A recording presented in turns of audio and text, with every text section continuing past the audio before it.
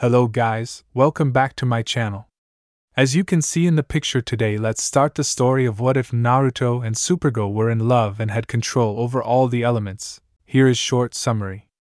Naruto was pulled by the clashing attacks at the valley outside of reality. But when all hope seemed lost, and seemed like he was to die, he was helped into a new life, seemingly by destiny itself.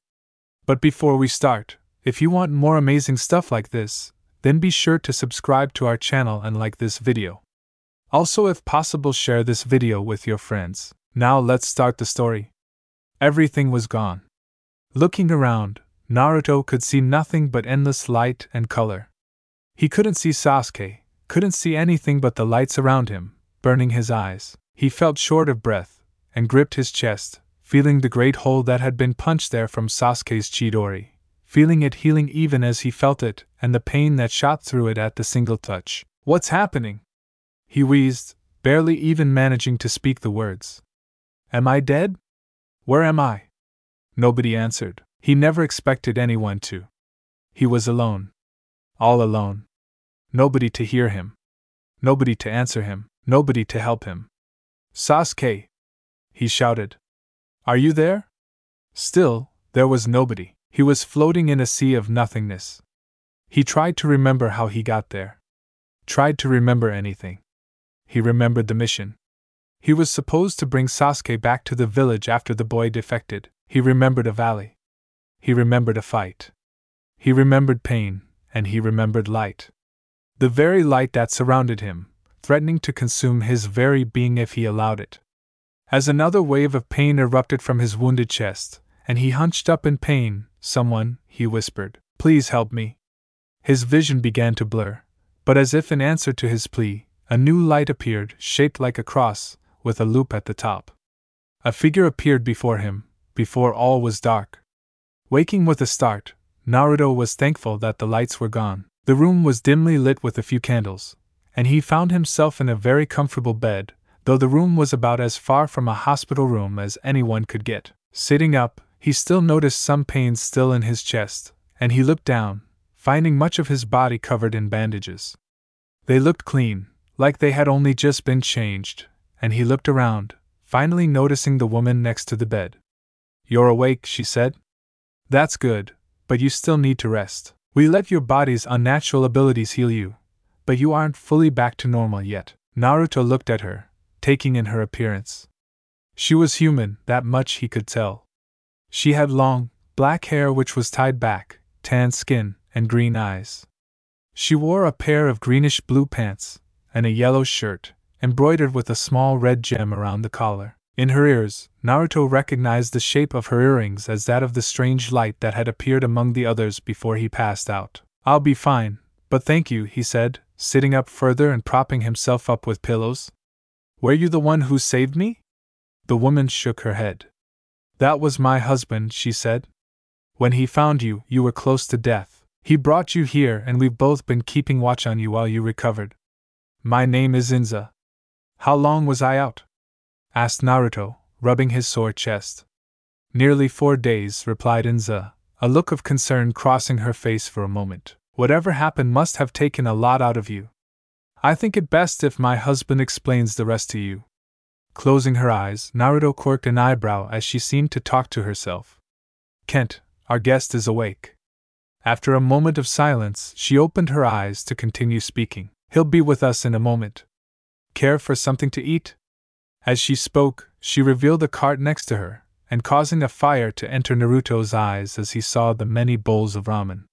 Not even giving thought to how they seemed to know how much he enjoyed the noodle dish, Naruto eagerly accepted the offer, plowing into one of the bowls. Inza actually covered her mouth to suppress a laugh at how quickly he ate. Both of their attentions were grabbed though, when a light appeared, in the same shape as before, and a figure once more appeared from it. He wore all blue, in what appeared to be a one-piece suit. It had a gold belt and cape, the latter of which flared up into a collar, and connected in front to a gold amulet. He wore a pair of golden gloves as well.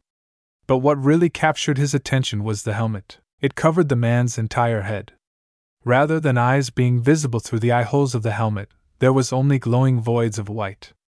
"I hope you find yourself well rested, my young friend," said the man, You may call me Dr. Fate.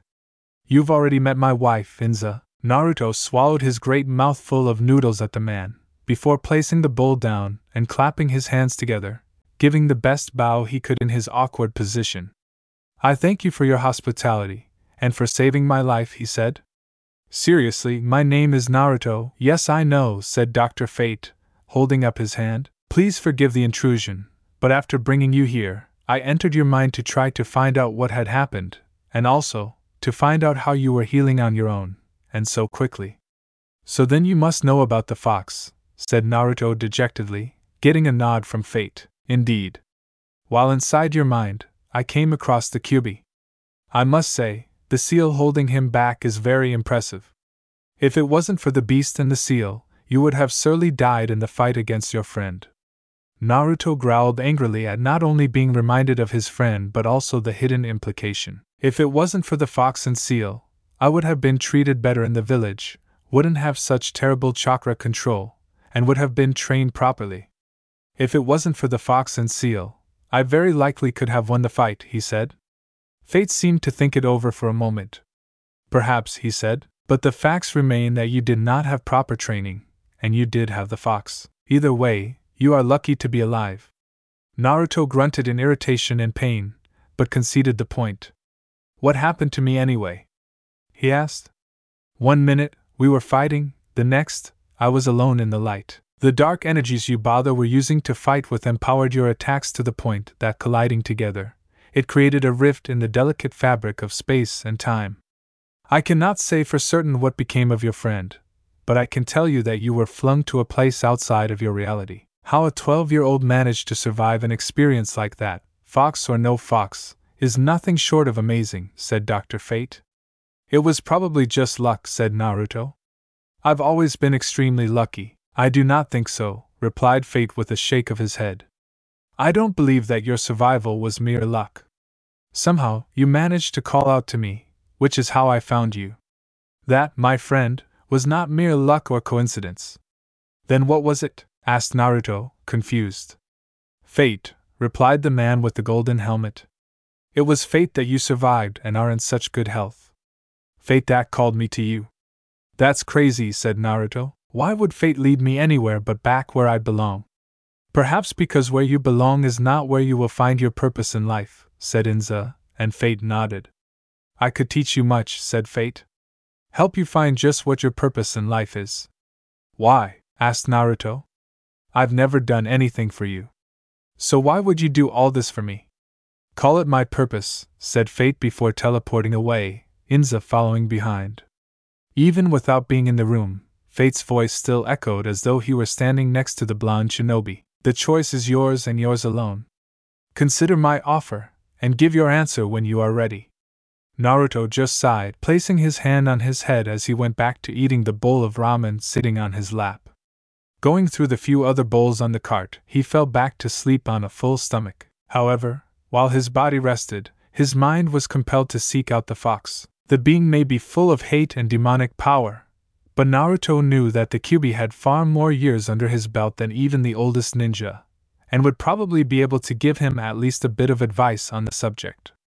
Walking up to the bars of the cage that housed the massive demon, who gazed down at his jailer in amusement and curiosity. I was wondering when you'd come to me, he said, his voice calm and deep as ever. You wished to know if what this said was true? Naruto nodded, and the fox smirked. Every word of it, he announced. So what are you going to do? Go back home to once more be shunned and humiliated? Naruto growled in frustration.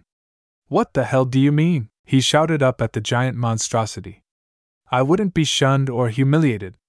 Oh, but I guarantee you would, said the fox, pressing itself up to the bars of the cage. It was your mission to bring back that bastard spawn of an Uchiha to the village. Not only did you fail that mission, and in so doing, failed your pink-haired female, but with the time having been passed, you've probably already been labeled either Mia or Kia, or if the council of that pathetic village has its way, a missing Nin. Going back to that place will do you no good. And let's not forget about the other Uchiha and his pet fish, who for reasons I have yet to gather, seem to be hunting you. Naruto's eyes widened at all the things Kyuubi said. He was surprised at not only the fox practically telling him to stay, but that the giant demon was actually making some valid points. It appears you are able to comprehend reason after all, announced the fox. Good. I was beginning to believe that my host truly was the dimwit everyone claimed him to be. Hey! Shouted Naruto, not taking too kindly to being insulted. Don't insult me, should I pity you instead? Asked the fox, making Naruto clench his fists in frustration. Prove them wrong about you then. This man, Dr. Fate, is powerful, I can tell.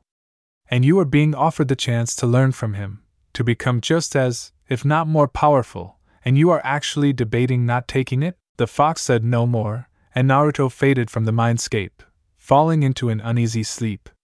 He awoke next to find Inza replacing his bandages. She was in the process of re-bandaging him, and he could see the wicked scar across his chest that still lingered from his fight with Sasuke. I'm sorry, announced the woman, never looking away from her work. Did I wake you? No, replied Naruto. I'm honestly surprised you didn't accidentally wake me sooner. How you stripped me of the old bandages without me waking, I'll never know. Have you considered my husband's offer? Asked Inza, still focusing on the task at hand. I have, he replied. I'm still unsure of what to do though.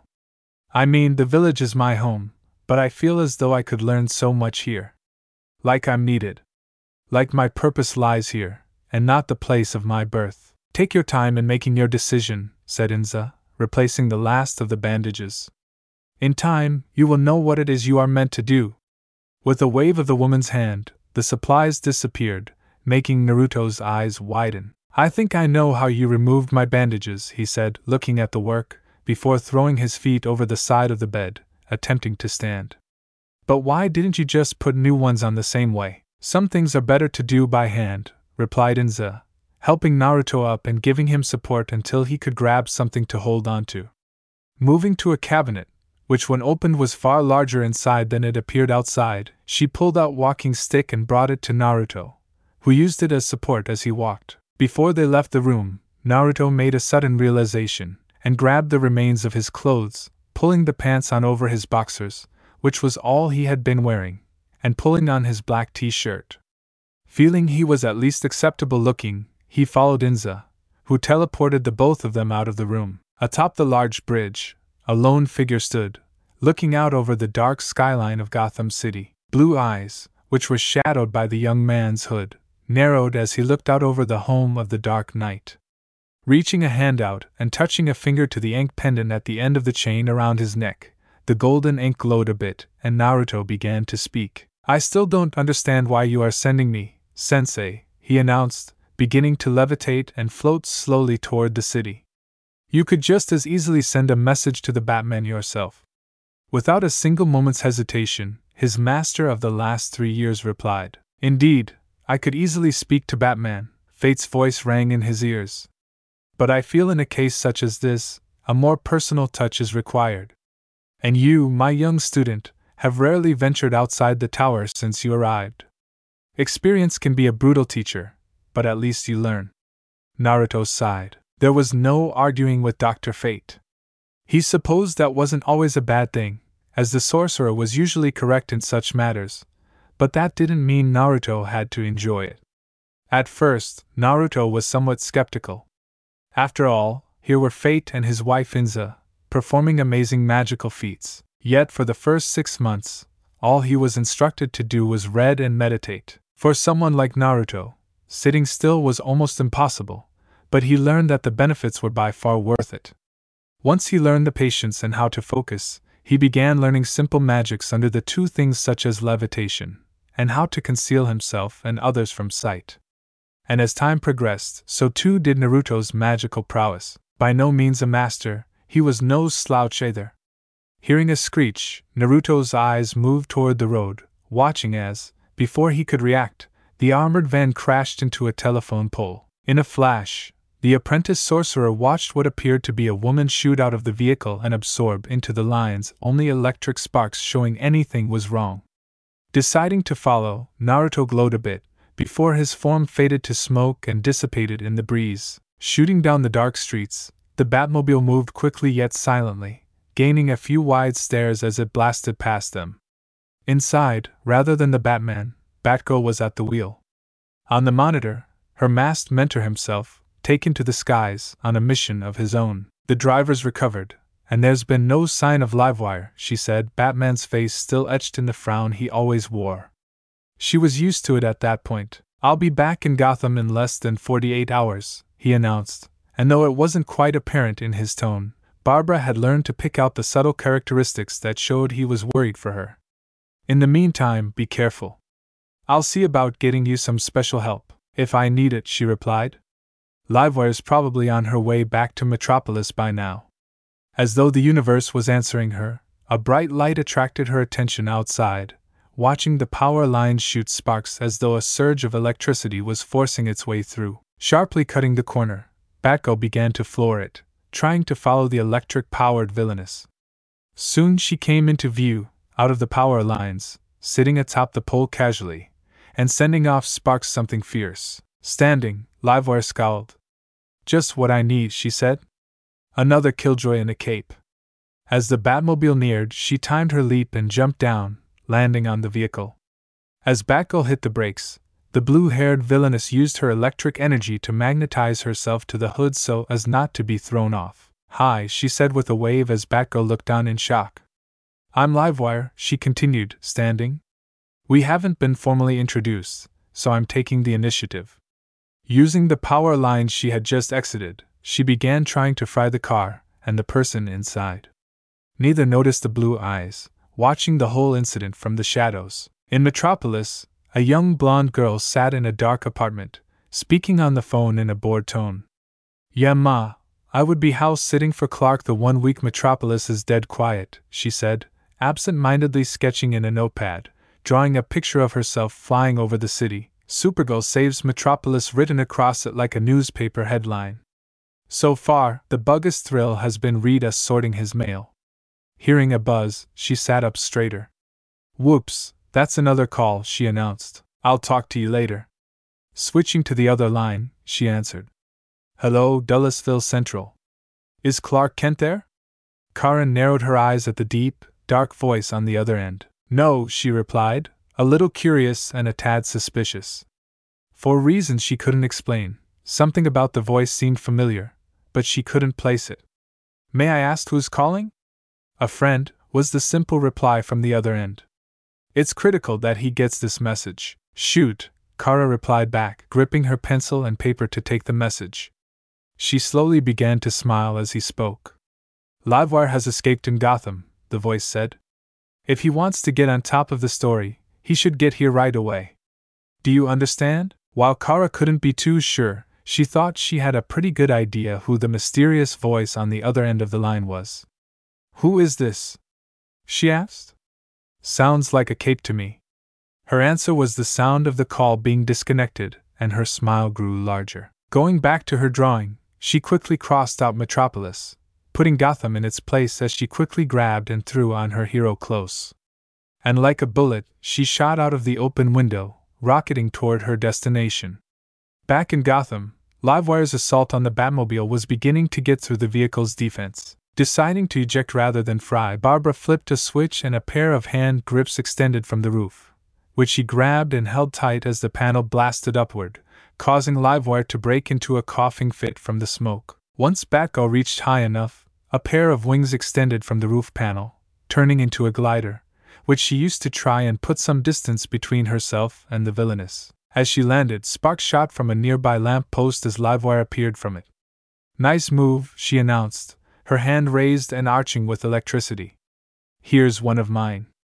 Barbara had to backflip and leap away as Livewire began throwing blast after electrical blast. Still holding the now retracted glider, she used it to block some of the blasts, but couldn't hold them all back. Managing to duck behind a park bench, she slipped a pellet out of a pouch on her belt, giving it a good toss right to the feet of the electrically charged woman, causing it to burst and release a smoke. Coughing, Livewire used her power to hover in the air before producing a super shockwave, sending Barbara flying back through bushes. Appearing before Batgirl, a ball of energy in her hand, Livewire wound up like a baseball pitcher. Fried bat, fresh off the grill, she joked, before throwing the supercharged fastball. Naruto, watching the whole thing, prepared to step in, but before he could, someone else beat him to it. Swooping in at great speed, Batgirl was grabbed and pulled into the air by the newly arrived Supergirl. Before they managed to actually make a getaway, the duo was blasted from the sky, Kara taking the brunt of the blast, which Livewire had counted on, the electric chick keeping a focused blast on the Girl of Steel as she crashed to the ground. At least Superman had the smarts to keep his distance, she announced, a bit of mirth in her voice as she berated the young heroine, grabbing her by the shirt collar. TSK, half the size, half the strength, and apparently, half the brains. That said, she began pumping enough juice into the blonde to fry any lesser being. As Kara cried out in pain, Batgirl pulled out a batarang, but this time, Naruto, still waiting in the shadows, made his move. Holding out his hand, he uttered a few words in a strange tongue. Livewire was in the middle of electrocuting Supergirl, when she was hit by some form of invisible shockwave, knocking her away from Kara. As the half-conscious girl dropped, she was suddenly caught in the arms of someone new. While she couldn't get the best look due to the angle, being held bridal style, Batgirl and Livewire got a better view. Not to say they could make much out either. Most of his body was obscured due to the pitch-black cloak he wore. But with his hood down, they could see the spiky blonde hair and a pair of bright blue eyes. The rest of his face was covered by a simple gray faceplate that covered from the bridge of his nose downward. "That will be quite enough of that," he said, rather casually, as though he weren't really that interested in what was happening. It was a trait he borrowed from the way Kakashi used to speak. "I usually don't interfere in other people's business, but right now, I think it's justified." Shaking off the confusion, Livewire's hands lit up once again. "Man, where do you all come from?" she asked. "Is there a Cape convention in town?" Firing off another electric blast, she expected the newbie to move, but he didn't even bat an eye. "Rashield," he said, and before the lady's eyes, a large, white glowing wall appeared between Naruto and Kara, and the electrical attack, a glowing golden ink symbol in the center. The attack hit and rebounded, hitting Livewire directly. While she tried to absorb it, she wasn't prepared for the power to increase, and she found herself actually knocked back, landing on her ass with a thud. Regaining her senses, Supergirl looked up at her savior only to announce in a deadpan voice, "Put me down." If Naruto was any but embarrassed or surprised, he hit it well, placing Kara on her feet as the girl shook off any lingering aftereffects of the electric shock to her system. Groaning, Livewire looked at the newcomer, his eyes seeming to stare through here, before she transformed her body into electricity and shot into another street lamp, deciding it'd be better to run away and fight another day. Walking up to Supergirl and Naruto, she placed a hand on each of their shoulders. "Welcome to Gotham," she said, making Kara and, while they couldn't see it, Naruto, give a small smile. "So what's your deal?" asked Kara, eyeing Naruto with a suspicious look. "That girl I know, but I can't say the same about you." Naruto just rolled his eyes at the lack of trust he was getting from the girl whose life he just saved. "If I wanted you to know who I am, I wouldn't be wearing a mask," he replied dryly, getting a glare from Supergirl as Barbara palmed her face. As he spoke, however, his cloak billowed a bit, showing off a bit of the gray clothing beneath, as well as causing the ink pendant on to glint in the light of the street lamp. That symbol. Barbara racked her brain for info on the other heroes that Batman had drilled into her head. However, she could only come up with one name, and this guy didn't fit the description. "Don't tell me you're Dr. Fate, the great and powerful," Naruto scoffed. "You make him sound like someone you'd meet after a long journey down a yellow brick road," he replied. "No, I'm not Dr. Fate. I'm just his apprentice. And as of tonight, his errand boy apparently. Superman told me about this Fate guy," Kara said. "He never mentioned anything about him having a sidekick." "Apprentice," Naruto growled out in disdain. "I am his apprentice in the ways of sorcery, not a sidekick as you put it." Trying to stop a fight before it began, Barbara decided to step in and change the subject. "You said you're here on an errand," she said. "What kind of an errand?" Naruto just sighed and shook his head before replying. "Sensei told me to personally deliver a message to Batman. I would have figured with this much if a mess he'd be here by now." Barbara and Kara shared a look, before the redhead turned back to Naruto. Batman is away on Justice League business, she said, and Naruto silently cursed. He won't be back for about 2 days. Before Naruto could say anything about how he was sure Fate knew Batman wouldn't be around when he sent him, the police began to appear. More used to dealing with them, the young ladies moved to confront the detectives with what they knew, while Naruto merely pulled his hood up and seemed to fade into the shadows, deciding to wait until things had settled to speak with the two a bit more. In a defunct zoo garden, Poison Ivy and Harley Quinn, Gotham City's queens of crime, were sharing a hideout. And as usual of roommates, at least one of them was getting on the other's nerves. "Your hyenas have been watering my plants again," Ivy announced, the disdain evident in her voice. One more time in their mulch, as if to emphasize her threat, she stabbed her garden trowel into the beam Harley was using as a balance beam. The lady had to keep in shape, as without any powers of her own, all she had was her acrobatic fighting ability. "Come on, Red, give him a break. We're all bored cooped up in here," Harley replied, crouching on the beam before launching into a backflip, sticking the landing perfectly. Grabbing a skimpy, red dress from her clothes rack, the clown girl held it up to herself. "What do y'all say we get dolled up and go into town?" Ivy gave Harley a look that just screamed, "You really are insane. America's Most Wanted women on a shopping spree." "Cute," she replied, ripping the dress from her partner's hands and throwing it across the room. "I've told you 1,000 times, we have to keep a low profile. We can't attract Batman's attention until we have some sort of an edge." Without warning, the toaster in the small kitchen area began to shake and spark, forcing the ladies to take a step back. Soon, the sparks converged into a field of energy, solidifying into the form of Livewire, who sat on their counter as though she were modeling for Playboy. "Well, ladies," she announced, having overheard their conversation, "meet your edge." The electrical villainess smiled at the surprise etched into Ivy and Harley's faces. "This is incredible," Batgirl proclaimed, sticking her arms out before her as though flying, while in actuality, she was riding on the back of Supergirl, who didn't seem to notice in the slightest. "I know," she replied. "It's my favorite part." The group had managed to give a situation report to the Gotham police, and had since taken to the skies, the ladies managing to convince Naruto to come along in search of Livewire, both because he had proven himself plenty competent against her, and it would give him something to do to fill the time gap between then and when Batman returned. Speaking of the masked blonde, Barbara turned her head behind the two. "How are you holding up back there?" she asked. "Keeping up back there?"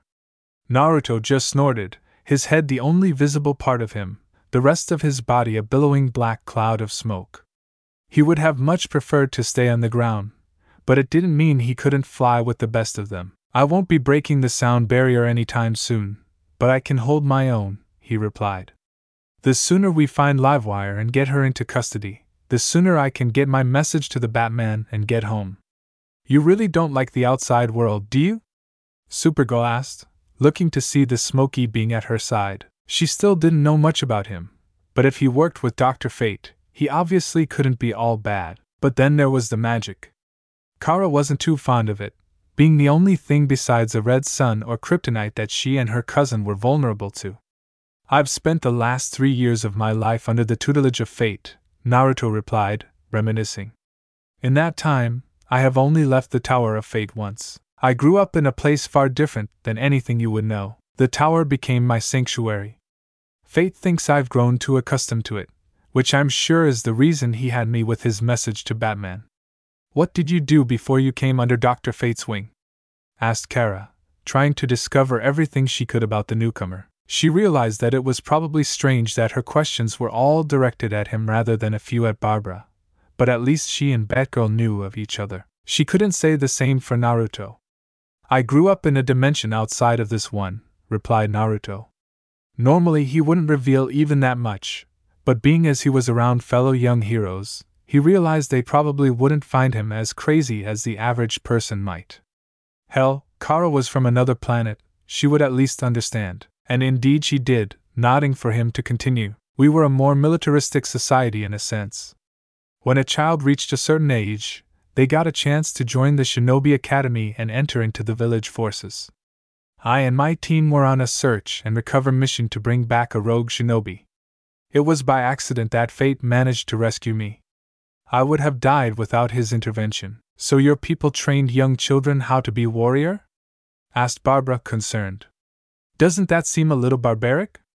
Had he been young and pig-headed as he once was, he would have been insulted at her words, insulting the shinobi's way of life. However, he merely shrugged, or tried to, as it was hard to shrug when your shoulders were a plume of smoke. Perhaps, he said after a moment. But it was a barbaric world. We were all just trying to have a better life. Not everyone was a warrior at first. The shinobi forces were essentially hired workers. The youngest of us would be given missions like gardening or babysitting. Just simple things like that, with the money going towards the village and our pay. As you trained more and became more skilled, you'd get higher ranked missions. And how old were you when you were on that search and recover mission? Asked Kara, absorbed into Naruto's story. I was 12, going on 13, he replied. And for a moment, Batgirl was reminded of how harsh the world, any world, could really be. There were places far more dangerous than the streets of Gotham. A bright flash catching his eye, Naruto looked down to see the Gotham Mall lit up from the inside by a bright flash, and then another. There, he said, catching the attention of the girls, and they nodded, descending down on the mall, finding the doors blown to pieces. You got the dust bomb? Naruto asked, and Barbara nodded, pulling out a ball filled with electric-resistant silicate dust. A good coating would completely keep Livewire's power to herself. Why the girl kept something like that in her apartment, the blonde would never know, but he just chalked it up to the Bat family's seeming obsession for being prepared for even the most unlikely scenario.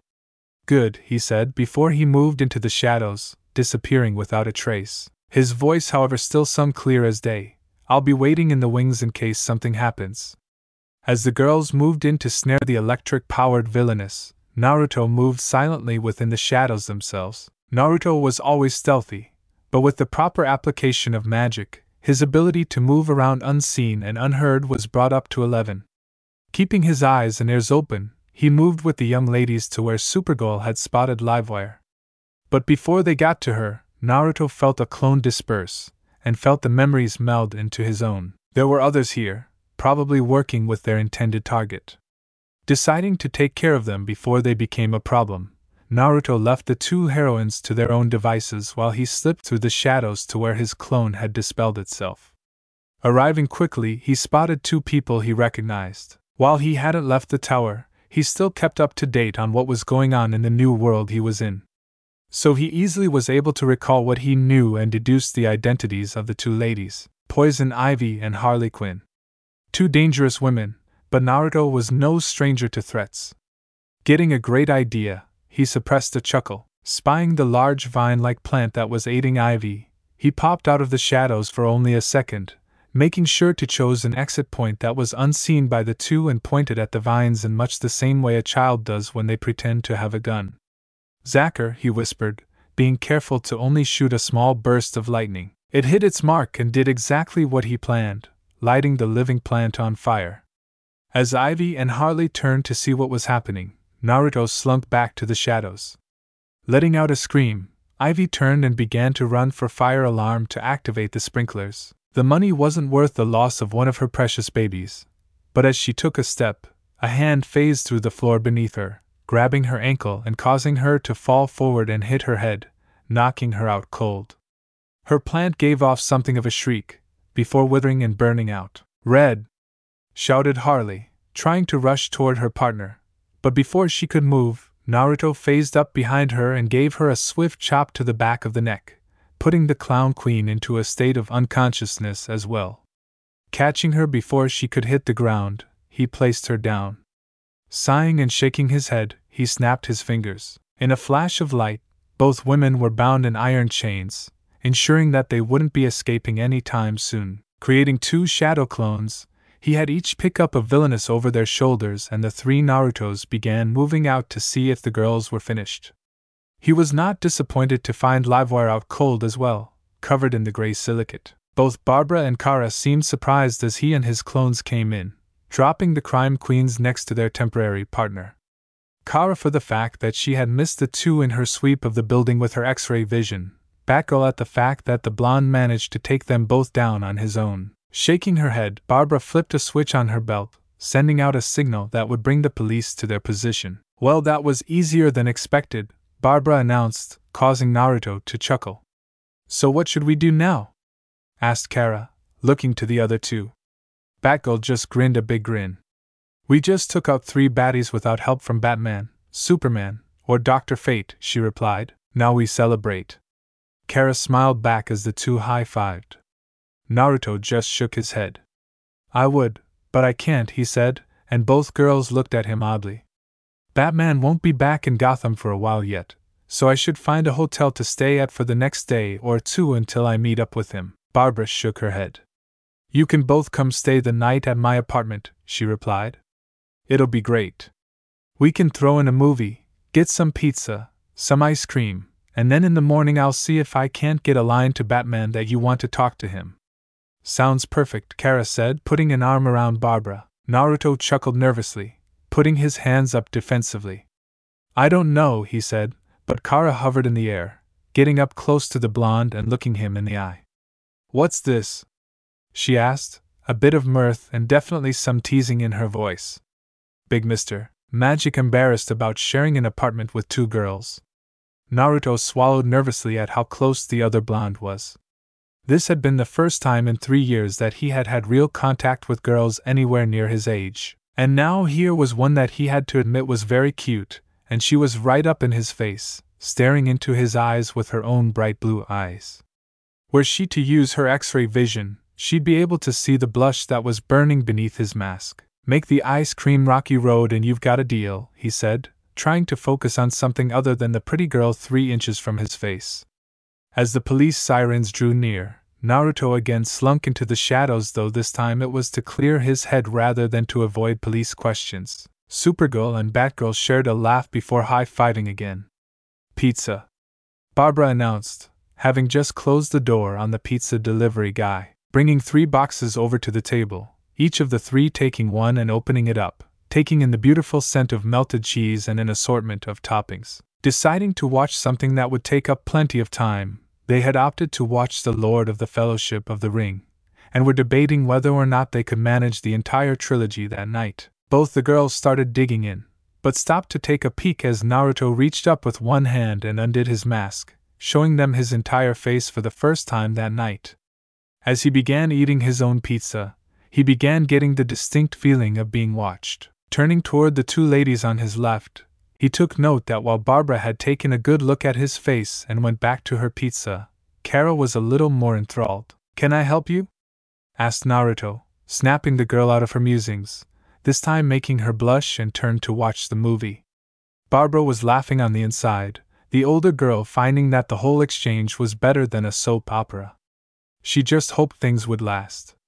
Nudging Kara a bit, she motioned for Supergirl to get in close. As the 2 girls shared a hushed conversation, Naruto was enjoying the movie too much to notice, even when Supergirl began to blush again.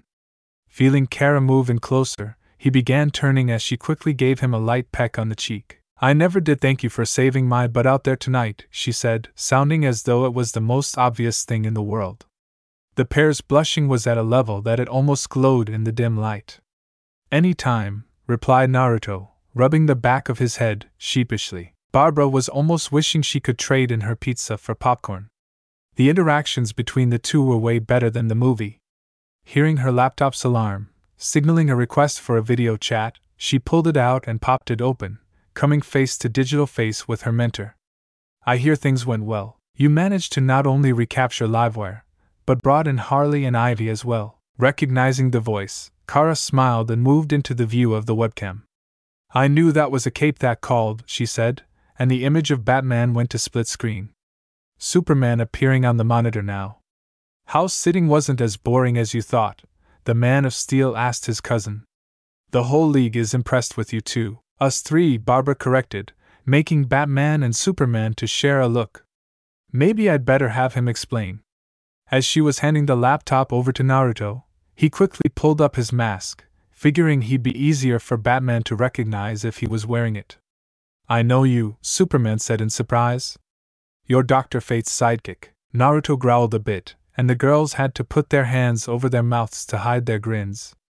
His apprentice, he replied coolly. Batman nodded, though if one were to look very carefully, they could almost see a smile gracing the bat's lips. I take it that you being there means you and Fate have an answer? He asked, and Naruto nodded. We've both spoke with each other on this, and we've come to a decision. The answer is yes, Naruto announced, getting a nod from Batman and Superman and a confused look from the girls. Yes?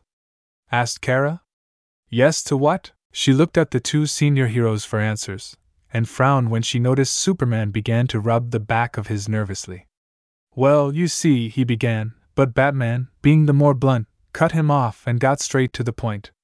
They've accepted our invitation to join the Justice League. Kara's eyes shot wide and Barbara, who had just taken a drink of soda, spit it out quite comically. What? Kara shouted, her voice seeming to shake the apartment. He can't be any older than me, and you won't let me join. That's not entirely true, Batman replied, trying to defuse the situation. We've been planning to expand our members for some time now. We just have been trying to go over the potentials and set up a roster. While Barbara might not even be as active a member, due to other activities in her life, both of you ladies have an invite coming. The girls shared a look now, wide-eyed before squeezing back into the camera. You're serious? Barbara asked, and both league members nodded. We'll have an official induction in about a month or two, but until then, consider yourselves to be semi-active members, Superman replied. Welcome to the Justice League, Batman announced, before the transmission ended and the screen cut to black. Yes! Kara exclaimed, as she and Barbara each picked up another slice of pizza, holding them up as Barbara made a mock toast. Here's to us, she said. The newest members of the Justice League. While not really Naruto's thing, he raised his slice up as he pulled down his mask again. Here, he replied before he and the girls took another bite of their pizza.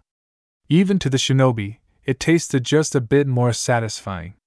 Naruto sighed, taking a swig of punch. He had thought an event to welcome heroes into the Justice League, the most influential group of heroes in the world, would be a far more exciting affair. Outside of Superman and Batman, he didn't recognize any of the heroes there, and they were too busy setting up the event itself. Batgirl had a prior engagement, and Supergirl had yet to arrive.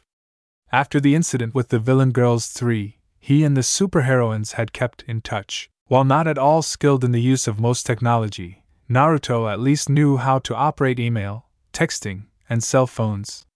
He spent quite a lot of time in Gotham, keeping an apartment in both the Dark Knight City and Metropolis, with the rent generously paid off by the Wayne Foundation. His mentor, Dr. Fate, had been pleased with the idea of Naruto spending more time outside of the tower, but Naruto had to admit he was a bit sad to leave, even for the short periods of time that he did. In 3 years, Fate and Inza had become something of surrogate parents to the blonde, teaching him and guiding him since the Sorcerer Supreme had saved him and brought him to the tower. Oftentimes he would even refer to Inza as Mom, though Dr. Fate wasn't quite as amused as his wife. Naruto. Looking up at the imposing figure of the Batman, Naruto gave a slight nod of recognition. He and the Dark Knight weren't exactly strangers to each other, having collaborated on occasion during his stays in Gotham. You look well. Compared to what, yesterday? The blonde retorted. Batman just shook his head in acknowledgement of the shinobi's attitude. Not much of party animal, are you? He asked, with a practically invisible smirk as Naruto sighed. Brilliant observation, detective, Naruto replied, taking another sip of punch. At least the food and drink was good. I don't know half of these people. You didn't know Barbara or Kara either. Yet by the looks of things, you've all become not only good friends, but quite the team, Batman replied. Hopefully that kind of attitude rubs off on some of the new roster. I take it you're already having problems? Naruto asked, getting a nod in response. We haven't gotten any word from Green Arrow, Batman announced, turning to walk away. If he doesn't give us an answer within the next hour or two, we'll have to send someone to pick him up so he can tell us all in person. Hey, as long as it ain't me, you can do as you please, Naruto said, his eyes catching a flash of light in his peripheral vision, and he turned away from the shadow that was all that remained of the Batman. Smiling, he watched Kara arrive via the Watchtower's teleportation system, her cousin standing directly behind her, his hand on her shoulder. She seemed like she was searching for something, before she caught sight of the cloaked blonde, and her face lit up considerably. With what was quite literally a flying leap, Supergirl hovered close to her friend, dropping down right at his left, and the two high-fived, before Naruto wrapped an arm over her shoulder, pulling her in for a sort of half-hug. "What's up, Smokey?" she asked playfully, poking him in the ribs. Naruto sighed. "What did I tell you about the nicknames?" he asked, and Kara, looking innocent as ever, merely put her hand to her chin, stroking it as though in thought. "Nicknames? I don't know what you mean, Magic Man." She had to stifle a laugh as Naruto palmed his face. "Oh, come on, you can't go calling yourself Naruto all the time." "I don't need another name," Naruto replied. "I already have a manufactured name as an alias." "Yeah, but Nathan Nelson, why not at least come up with a super name? It's half the fun." Naruto just sighed, knowing there was no arguing with his friend at anything. The two ended up butting heads so often, Barbara had taken to referring to any argument as the clash of the billy goats, much to both blondes' dismay, so he decided to just change the subject. "You get your keycard yet?" he asked, holding up the card for his own room aboard the one of the few other large space stations, orbiting the main watchtower.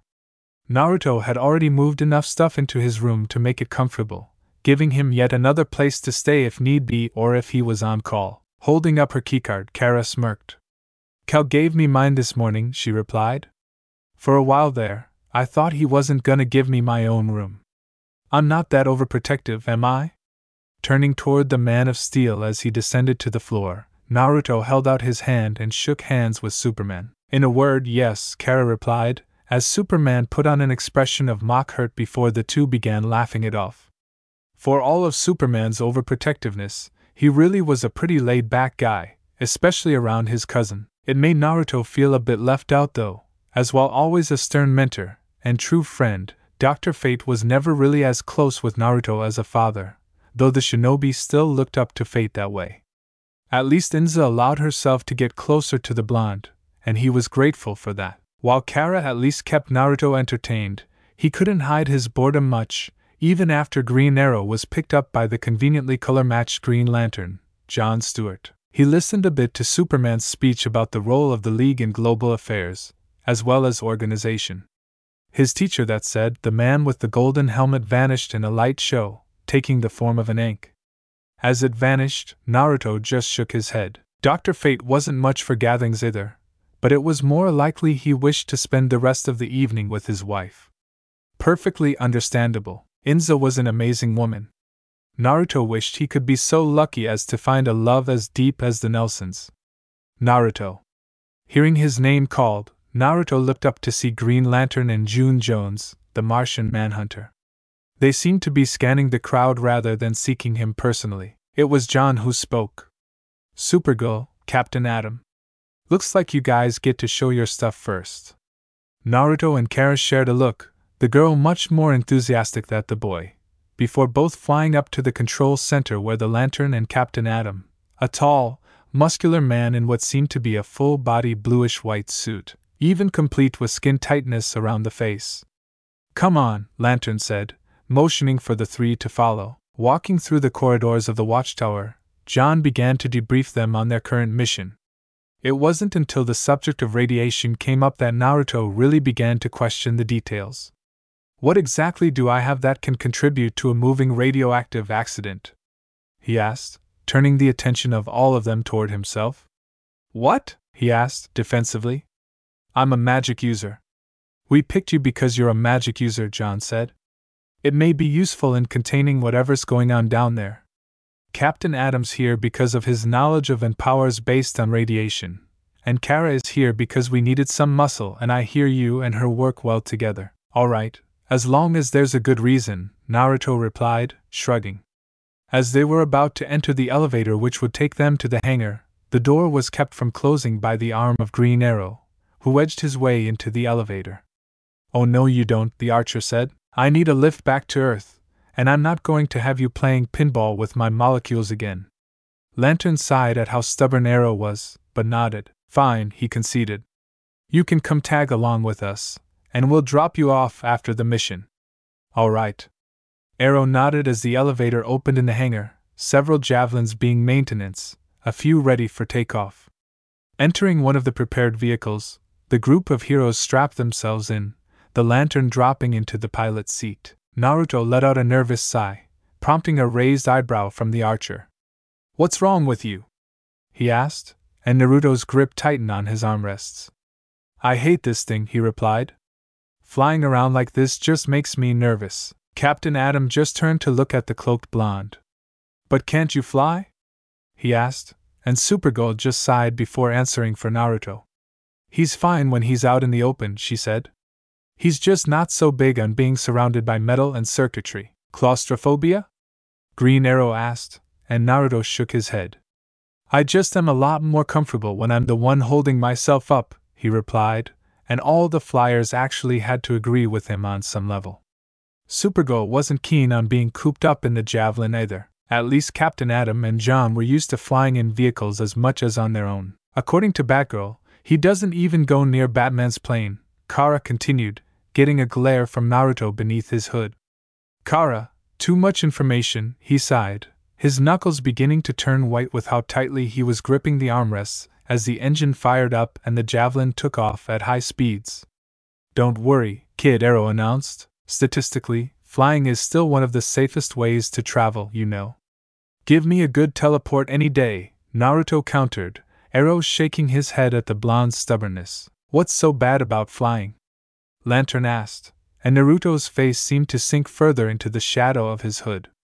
"First time Dr. Fate introduced me to the world outside the tower, we caught a flight across country. Unfortunately, we ended up getting hijacked by a group of thugs," Naruto said, and even Supergirl was listening intently, never hearing about this before. "I had unstrapped myself and was prepared to take them down, but as it turns out, he had apparently been on the Man of Steel's turf. Superman entered the plane while we were in the air and pulled the entire exit door off. Keep in mind, this was near the beginning of my training. I was almost sucked out of the plane. I couldn't fly yet." Green Arrow grimaced, understanding now the young man's trepidation. Something like that would definitely leave a bit of mental scarring. "So yeah," Naruto continued. "Any other questions?"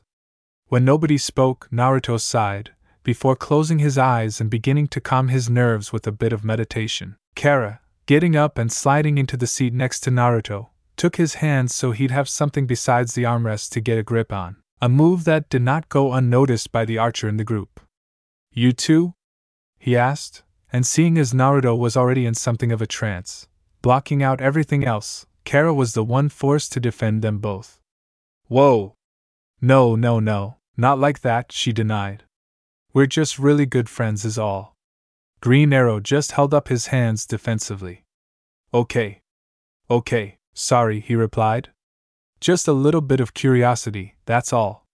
Captain Adam turned his attention to their team leader and current pilot.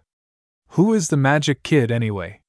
he asked, and Green Lantern could only shrug in response. "To be honest, this is the first time I've actually met him," he replied. "According to Batman and Superman, Kid's Dr. Fate's sidekick." Even in his trance, everyone heard Naruto growl in what appeared to be irritation. Kara giggled. "He prefers apprentice," she told them. "He's pretty insistent on it, actually." Lantern nodded, storing the info for later. "So how much longer until we get to Chiang? Whatever the place is called." "Chiang Mai," the Lantern corrected, "and it won't be long now. We won't keep you lovebirds cooped up much longer." He couldn't help it. While he'd never admit it, Lantern had a soft spot for the younger heroes, and teasing them was just a perk of being a senior league member. Kara stuck her tongue out at him from her seat, causing Arrow to chuckle a bit at her childishness. It was refreshing. In his opinion, the League had always seemed to have a giant stick up their collective asses. As they prepared to land, Arrow turned to Supergirl, looking between her and Naruto. "How do you get him out of that?"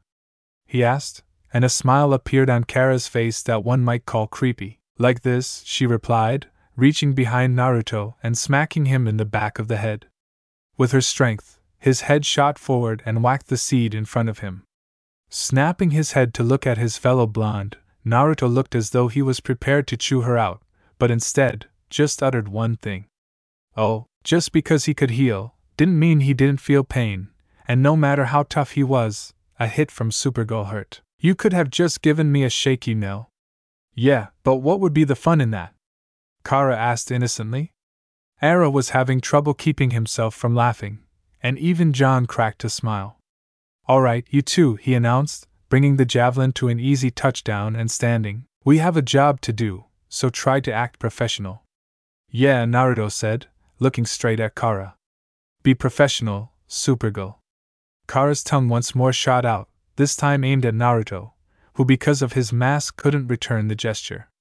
Captain Atom palmed his face at their antics, and Green Lantern sighed. As they began to exit, Kara and Naruto cracked a couple smiles, starting to laugh at themselves. They both knew their messing with the other was all in good fun. The two were very alike in their good-natured love of playing tricks. Damn! Naruto exclaimed, as the forest before them was burned and ripped to shreds, smoke still rising from the smoldering ashes. Looks like we missed the party, Supergirl announced. Turning toward his team, John spoke. We'll do some recon, he announced. If you see anyone, do not engage. Roger that, Captain Atom replied, snapping to attention, getting an odd look from all present.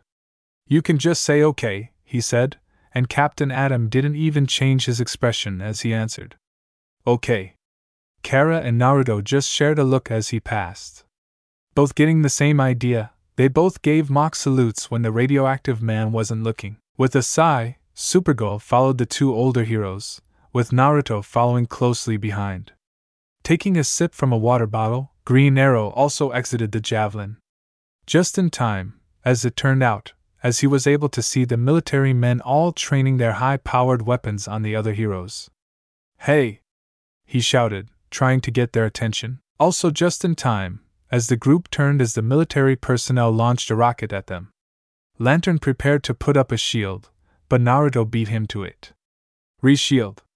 The large wall, the Ankh symbol in center, sprang up from nowhere and absorbed the rocket in its entirety, as well as the hail of gunfire. State Department wasn't kidding about these guys not liking foreigners, Adams said. Lantern grunted in agreement.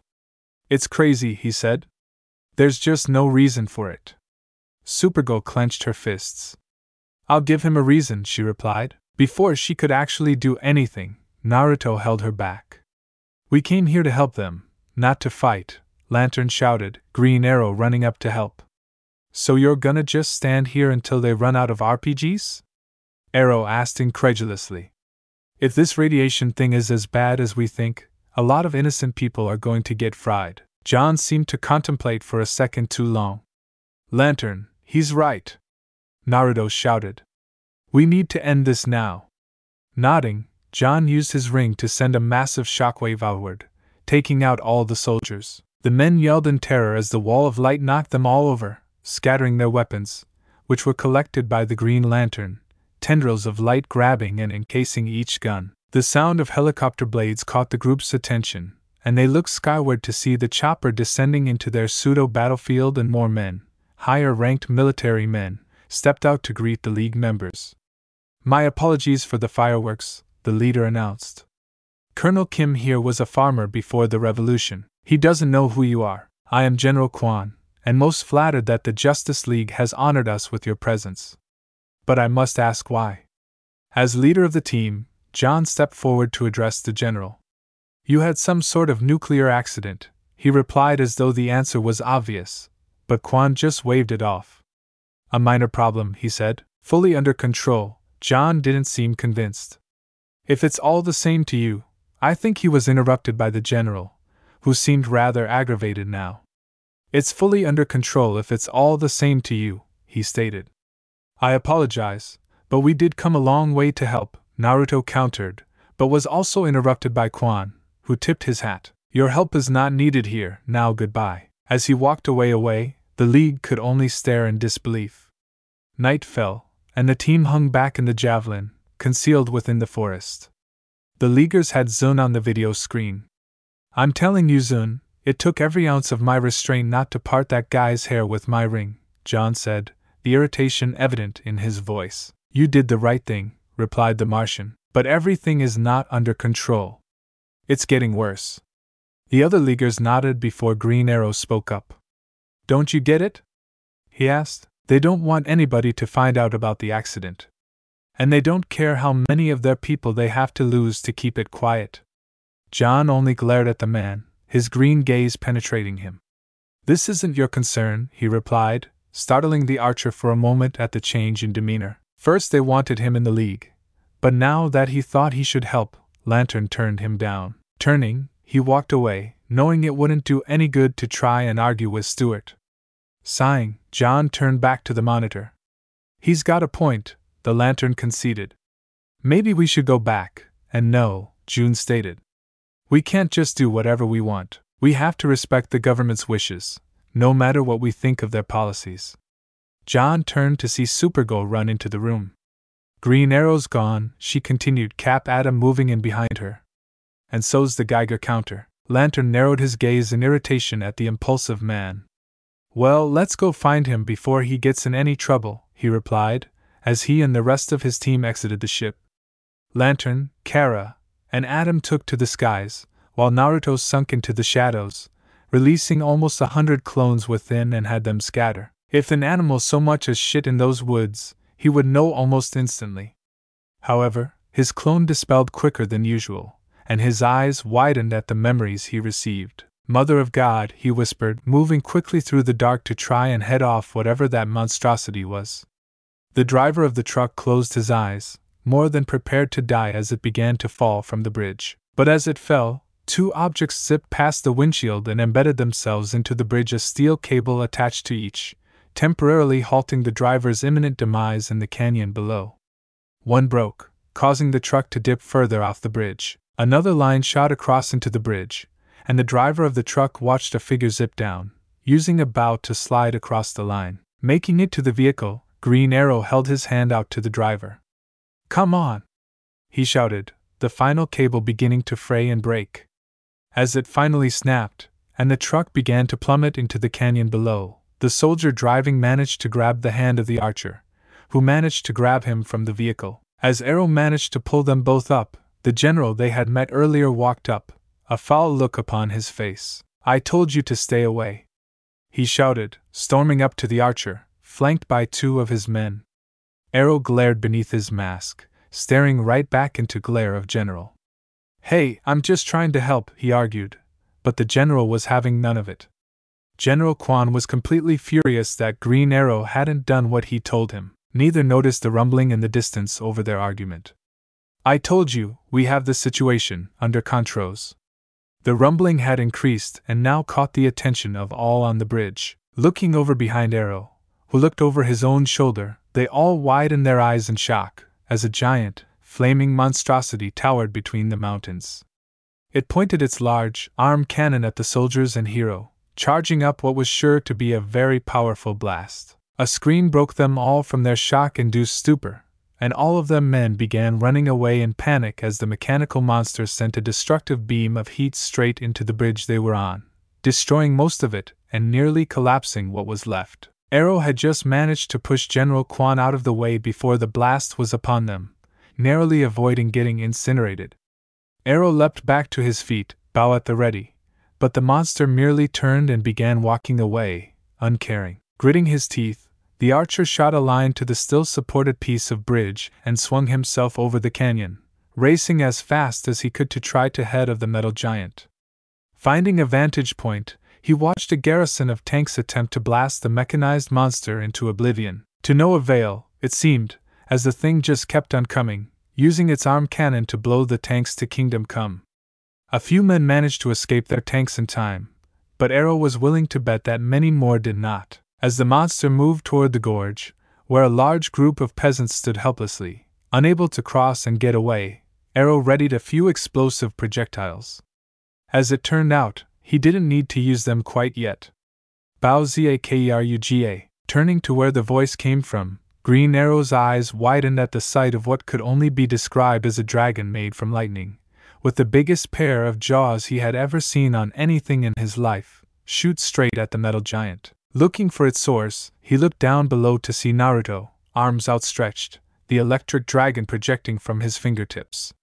Despite the seriousness of the situation, The archer released a whistle, impressed by the punch that the kid packed. The dragon latched onto the charging cannon, forcing the machine to turn wildly through the force of the hit, shooting its laser harmlessly into space. From his place on the ground, Naruto worked his hands much like a puppeteer, manipulating the lightning into biting into the arm, actually causing the metal to crumple and warp. Unfortunately, the lightning the dragon was using seemed to have a beneficial effect on the giant, effectively channeling through the metal body, supercharging its circuitry. Using its cannon on the other hand, it charged up before sending a blast straight through the beast's head, causing its entire body to break apart and dissipate. Arrow tried to distract it with his exploding arrows, but it caught sight of the peasants making their way across the gorge, helped along by the bridge formed of green light. As it again charged its cannon, the arm not damaged enough to stop functioning, it became distracted by its energy being siphoned off. Looking up in the air, it spotted the form of Captain Atom, using his mastery of atomic energy to try and drain it of its power. The captain glowed with a blue aura as he struggled to keep the energy contained. He actually managed to force the machine to its knees, before it all became far too much for him to handle. The energy exploded outward, causing Captain Atom to fall to the ground, landing hard enough to dig himself into a crater. Supergirl flew down to help him, pulling back to his feet. He groaned. There was too much energy. Supergirl growled, and even at a distance, Naruto, who decided he could be put to better use helping Lantern get the peasants across after he gave the monstrosity more juice, could see that look on her face. "Don't do it," he muttered. The girl of steel apparently didn't manage to hear him, regardless of her super hearing. Taking off at high speed, she launched herself straight into the face of the mechanical monster, launching blow after devastating blow. The giant, robotic menace tried to swat at the girl, but she was too small and agile. Unfortunately, she was also cocky, and the machine got in a good backhand, smashing her into a cliffside. With her out of his way, the monster turned his attention to the peasants, the last of which were just managing to make their way across Lantern's bridge. Not focusing on anything but making sure the people were safe, Stuart didn't see the robot charging its laser until it was too late.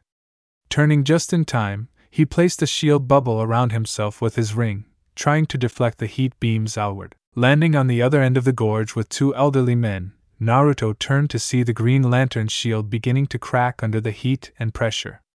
"Shit!" Naruto shouted, shooting off to the lantern's aid. As the shield shattered, two screams were heard from the Leaguers. As the smoke cleared, the two were nowhere in sight, and the other heroes looked on in shock. The only thing left behind was overturned earth and smoldering ashes. Supergirl's breath got caught in her throat. Using her enhanced eyes, she swept the area, but she couldn't find the John Stewart or Naruto. Green Arrow, who had rejoined the group, grit his teeth in anger at the mechanized monster, simply turned its back and began to walk away. Both he and Supergirl began to go through the rubble, frantically hoping that the girl had merely missed them with her supervision. "Come on," Supergirl growled. "Come on. They have to be here." "They can't be." Arrow placed his hand on the blonde's shoulder, and she looked up at him, tears threatening to fall. "I know, Naruto, he can't just be dead." "Listen, kid," the archer said, trying to comfort her. "We don't know if they're dead or not. But either way, the last thing they'd want would be for us to sit here and cry and mourn. That thing is out there. It's gonna hurt a lot more people if we don't stop it." Kara just nodded, a bit numb, unsure of what she'd do. Arrow noticed this and gave her a look. "I'm sure they're fine. You think with all the aliens and monsters that Lantern had to fight, that some robot with a ray gun is gonna do him in? He doesn't look too dead to me." Looking at the speaker, Captain Atom, they noticed him pointing towards some of the still smoking ground, where the smoke which was rising began to condense into two areas down on the ground. It began to move and shake itself into two human-like forms, before solidifying into the burned and battered Green Lantern and Naruto, the latter of whom proceeded to lose consciousness, having never before smoked more than just himself, while the former broke into a coughing fit, blowing smoke from his lungs as though he had just smoked 30 cigars in one go. The two were beaten up pretty badly, but they were alive. Arrow helped the lantern stand and gave him support by letting him lean on his shoulder, while Kara picked up Naruto in much the same way as he had caught her during their first meeting. We need to get back to the ship, Lantern said between his coughs. We need to regroup and get some kind of idea of what exactly we're up against. Nodding, Supergirl took flight. Naruto safely knocked out in her arms with Captain Atom following. Using his ring, Stuart formed a platform beneath the two green-themed heroes slowly floating along behind them. Back at the ship, Naruto lay in bed, still out cold, while Kara held his hand. You sure you two aren't together? Arrow asked, but was quickly reprimanded by Captain Atom. This is no time to joke, he shouted. This wouldn't have happened if you had acted like part of a team. Arrow growled. I'm not a part of the team, so back off, Nuke Boy, he growled. I wasn't gonna stand idly by while these people got irradiated and incinerated, like they would have if we had just sat here. Before the two could make the argument any larger, a green wall separated the two. That's enough, the both of you, he said, holding an oxygen mask to his face, using his ring to try and remove the last of the smoke from his lungs. Turning to smoke wasn't difficult. It was becoming solid that was the issue. He just hoped he wasn't missing anything, which his ring confirmed he wasn't. The smoke that didn't solidify in his lungs was just excess. I don't care what these guys say, this is our fight now. But we need a plan. We need to figure out what its weakness is so we can take this thing down, and make it stay down. Captain Atom couldn't drain it, Supergirl couldn't break it, and Naruto's lightning spells only charged its circuits. Hey, it was an honest mistake, Kara defended her fellow blonde. He can do a lot more than use lightning, you know, Captain Atom scowled. Yeah, well, he's out cold, so that doesn't really matter right now, he argued. Quiet! Shouted the Lantern, tired of all the bickering. Regardless of who is awake or not, of who is a member of the League or not, right now, we need to be a team. We should talk to those hazmat guys in the village, Arrow announced. I bet they have an idea of what makes this thing tick. Removing his oxygen mask, Stuart stood, nodding. Supergirl gave a last look at the battered sorcerer's apprentice, before she too followed the senior heroes. Coming into the ruined clearing that had once been a village, several soldiers and scientists in hazardous material suits were going over the disaster area, trying to clean, while taking readings with Geiger counters. As the team moved across the destroyed village, the men gave them a wide berth. So what are we up against? Captain Atom asked. Upon nobody giving an answer, Supergirl decided she had had just about enough of everything. He asked you a question, she growled out. One of the soldiers glared at the heroes, telling the workers not to answer, that the information was classified. In the blink of an eye, Kara had crossed the distance between them and gripped the soldier by the throat, hoisting him into the air. I've just about had it with you guys, she growled out. You've got to the count of 5-1-4. Her eyes began to glow a dangerous red as she charged her heat vision. The man looked to the other heroes as if to tell them to call her off, but they did nothing. I'd speak up if I were you, Captain Atom announced, crossing his arms over his chest. It was supposed to be our protector. Upon one of the hazmats speaking, Kara dropped the soldier without a second thought and made her way over to the man speaking, as he removed his mask. It was going to protect us from the foreigners, he continued, and they could see the burns and markings across his face. And let me guess, Arrow said, you lost control of it, right? The man looked over toward one of the supply trucks. We have carbon rod dampeners, he replied, sighing. But we couldn't get close enough to it to put them in. The senior heroes shared a look at that information. Where is its reactor? Stuart asked. You may not be able to get them in, but I'll be damned if I let this thing keep rampaging. The scientist nodded. It's in the front of the upper torso, he replied, but it's too hot. You won't make it. We'll worry about that, Captain Atom announced confidently. He knew if anyone could take the heat, they could. Lantern had his ring to shield himself, and Kara had super resistance. He wasn't all resistant to those kinds of temperatures, and Arrow definitely wasn't. But at least the Archer had range on his side, and the captain was capable of handling radiation. Gathering the rods, the team took to the skies, trying to search out the massive mechanical monstrosity. It wasn't hard. The thing was carving a path of destruction across the landscape so massive it would soon be seen from space. Dividing the rods equally between Captain Atom and Green Lantern, Stuart turned to Supergirl.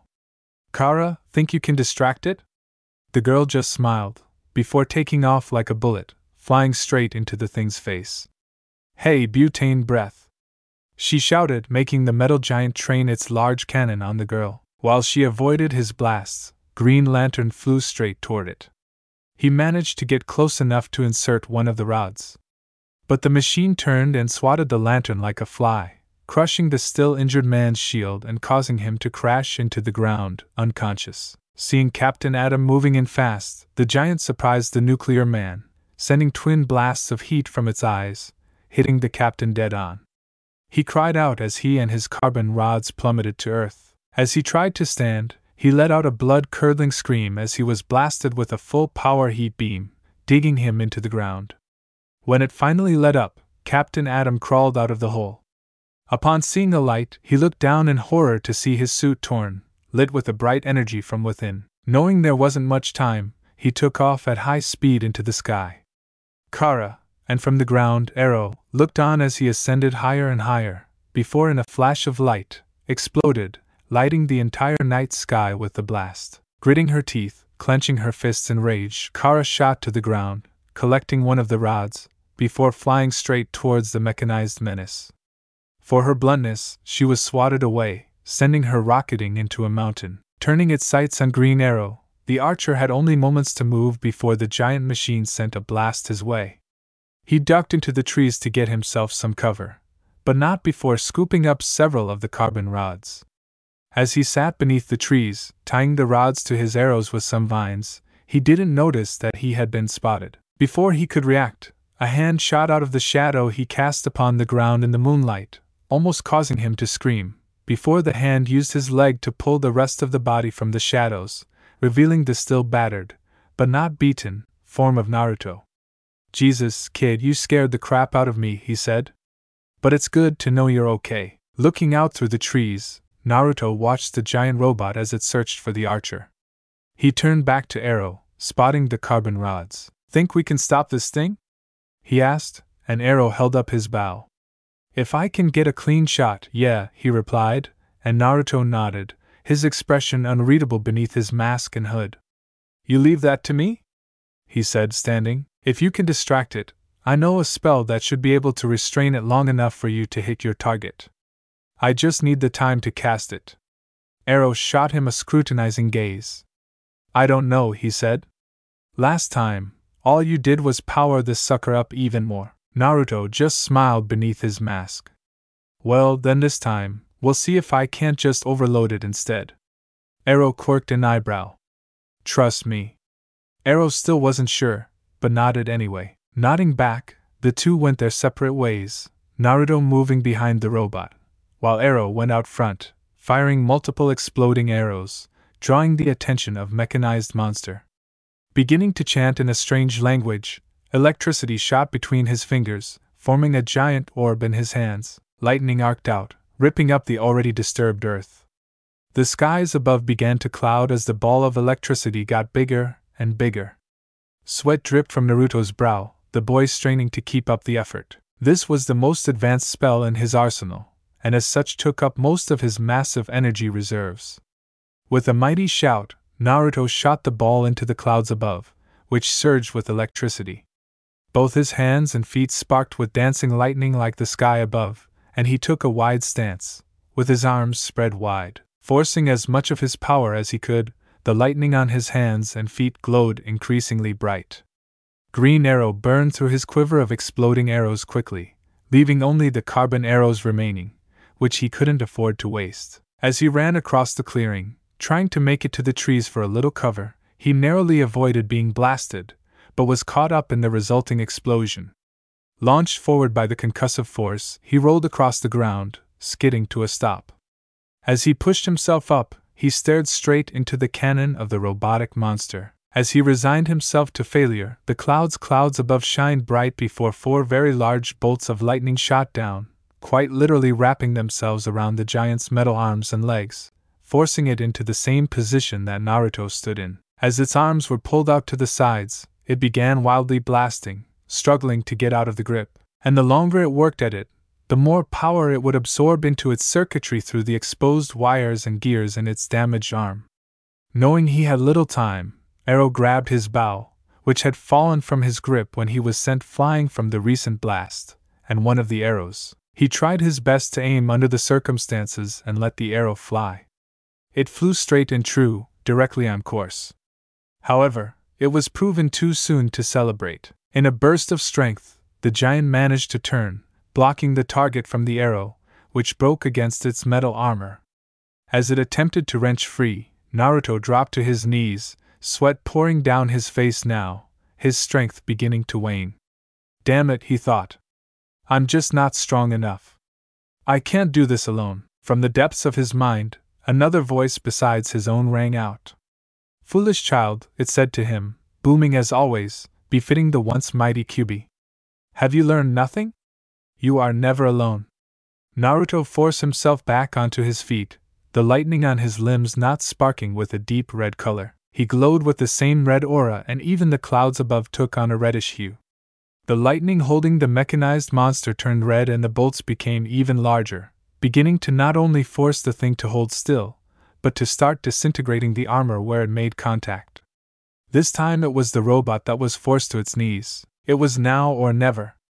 Pulling back on his bow, Arrow shot one final arrow at his target, and this one found it. As soon as the carbon rod plunged into the torso, the flames surrounding the head, as well as other portions of the body, instantly were put out, as the entire machine shut down. Naruto dropped to the ground in exhaustion, his spell canceling out. As he looked up to see the clouds dissipate, he was greeted with the sight of Kara flying overhead, before she sent such a mighty punch into the jaw of the deactivated behemoth that its head flew clean off. As it crashed to the ground, powerless, Green Arrow ran over to the fallen lantern, trying to bring him back to consciousness, while Kara checked on Naruto, who lay on his back, covered in sweat, breathing hard. You're okay, she exclaimed, excitedly, pulling her fellow blonde up into a bone-crushing hug. Gah! He gasped. Kara, super healing, not super durability, he cried, but Kara didn't listen. She was just happy that he was alright. Back on the watchtower, Jon Stewart, Kara, and Naruto stood outside in the science bay while the staff began filling the Captain Atom's suit with the recovered energy from the man's explosion. You sure he's gonna be okay? Kara asked, and Jon nodded. He should be, the lantern replied. Jon's team picked him up right after it happened, so he didn't lose much of his energy. As if to prove a point, the mostly empty suit raised an arm, giving the three a thumbs up, showing that the captain was deep going to make a full recovery. Jon, who was currently in a wheelchair, turned to wheel away, but turned his head toward the two teens. You're both a little rough around the edges, but for what it's worth, you've also got serious potential. As he turned and began to wheel away for real, he called over his should. And by the way, thanks for saving my skin. Naruto smiled, his face visible for once, as he wasn't wearing his mask and hood. He knew Stewart could be a hard ass, but he was also a decent guy. An elbow to his ribs brought his attention to Supergirl, who was looking at him with a look that he couldn't read. You wanna go see a movie to celebrate? She asked, and Naruto raised an eyebrow. She seemed nervous for some reason. It wouldn't be the first time he had seen a movie with the girls, so he didn't understand what she had to be jealous about. Sure, he replied. We can call Barbara and see if she wants to come along. Kara sighed as she palmed her face and shook her head. No. She groaned in exasperation. What I meant was, just the two of us go.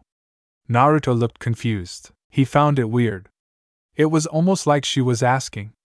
She grunted in irritation before grabbing him by the collar. Look, she announced, agitated. I am trying to ask you out. Could you try to be a little less dense? Okay, so she was asking. Pick you up at 8? He replied shakily. Kara smirked, satisfied with the answer. Sounds good to me, she said, pulling him in and giving him a peck on the cheek. As she walked away to get ready for the date, Naruto rubbed the spot she had kissed him. Again. Walking back to his room on the station, he jumped into his bed to get at least a little sleep before the movie. Unfortunately, the moment he closed his eyes, the sound of rap music blared from the room next to his, so loud he could hear it in his room. Getting up, he banged on the wall. Hey, he shouted. Turn that shit off. Getting neither a reply or the music off, he stormed out of his room, before banging on the door of his neighbor, still to no avail. Sighing and rubbing his temples in irritation, he turned into smoke, before flowing beneath the door. Luckily, they weren't airtight, though that wasn't necessarily a good thing, seeing as they were technically in space. Reforming, he saw that the other boy in the room, who looked to be a bit older than himself, hadn't seen him, or heard him over the music. "Turn this shit off. People are trying to sleep," he said, making the other boy jump, before turning and sent a blast of electricity at Naruto, who narrowly smoked himself to avoid it. "Whoa, sorry man," the boy said, and as he was now facing the blonde, he could get a decent look at him. The boy was African American, with his black hair worn in dreads. He obviously wasn't in costume, based on his wearing a simple white sleeveless shirt and a pair of blue jeans. "Didn't mean to blast y'all." "Don't worry about it," Naruto replied. "After the day I just had, getting a little shock would be nothing. Now can you turn the music down? I need a little sleep, and I can hear your music through the wall." The boy just widened his eyes. "Oh yeah, sorry. I thought the walls were soundproof," he replied. "So what's your deal?" "Me?" Naruto asked, and the boy nodded. "I'm a magic user. Apprentice to Dr. Fate." The boy just whistled, impressed. "Man, you got me beat," he said, holding out his hand, which Naruto shook. "Name's Virgil, but everybody calls me Static." Naruto nodded. He could see why after the electric burst. "Don't worry, you won't have to deal with me too much. I just have the room on standby. Pops doesn't know about the hero thing, and I've got school, so I won't be up here much." "Yeah, sorry to come off as irritable," Naruto replied. "I've just had a very long day." As Virgil made to leave, he nodded. "Well, if you're ever near Dakota, stop by," he said. "I'd like to see how good your magic really is. I gotta get back home for dinner, or Pops is gonna freak. I've been late every day this week." "See you around, Naruto," the blonde replied, giving a nod to the older boy, who gave a nod back. Before going back to his room, he caught the time from the clock on the desk. 6:30 p.m.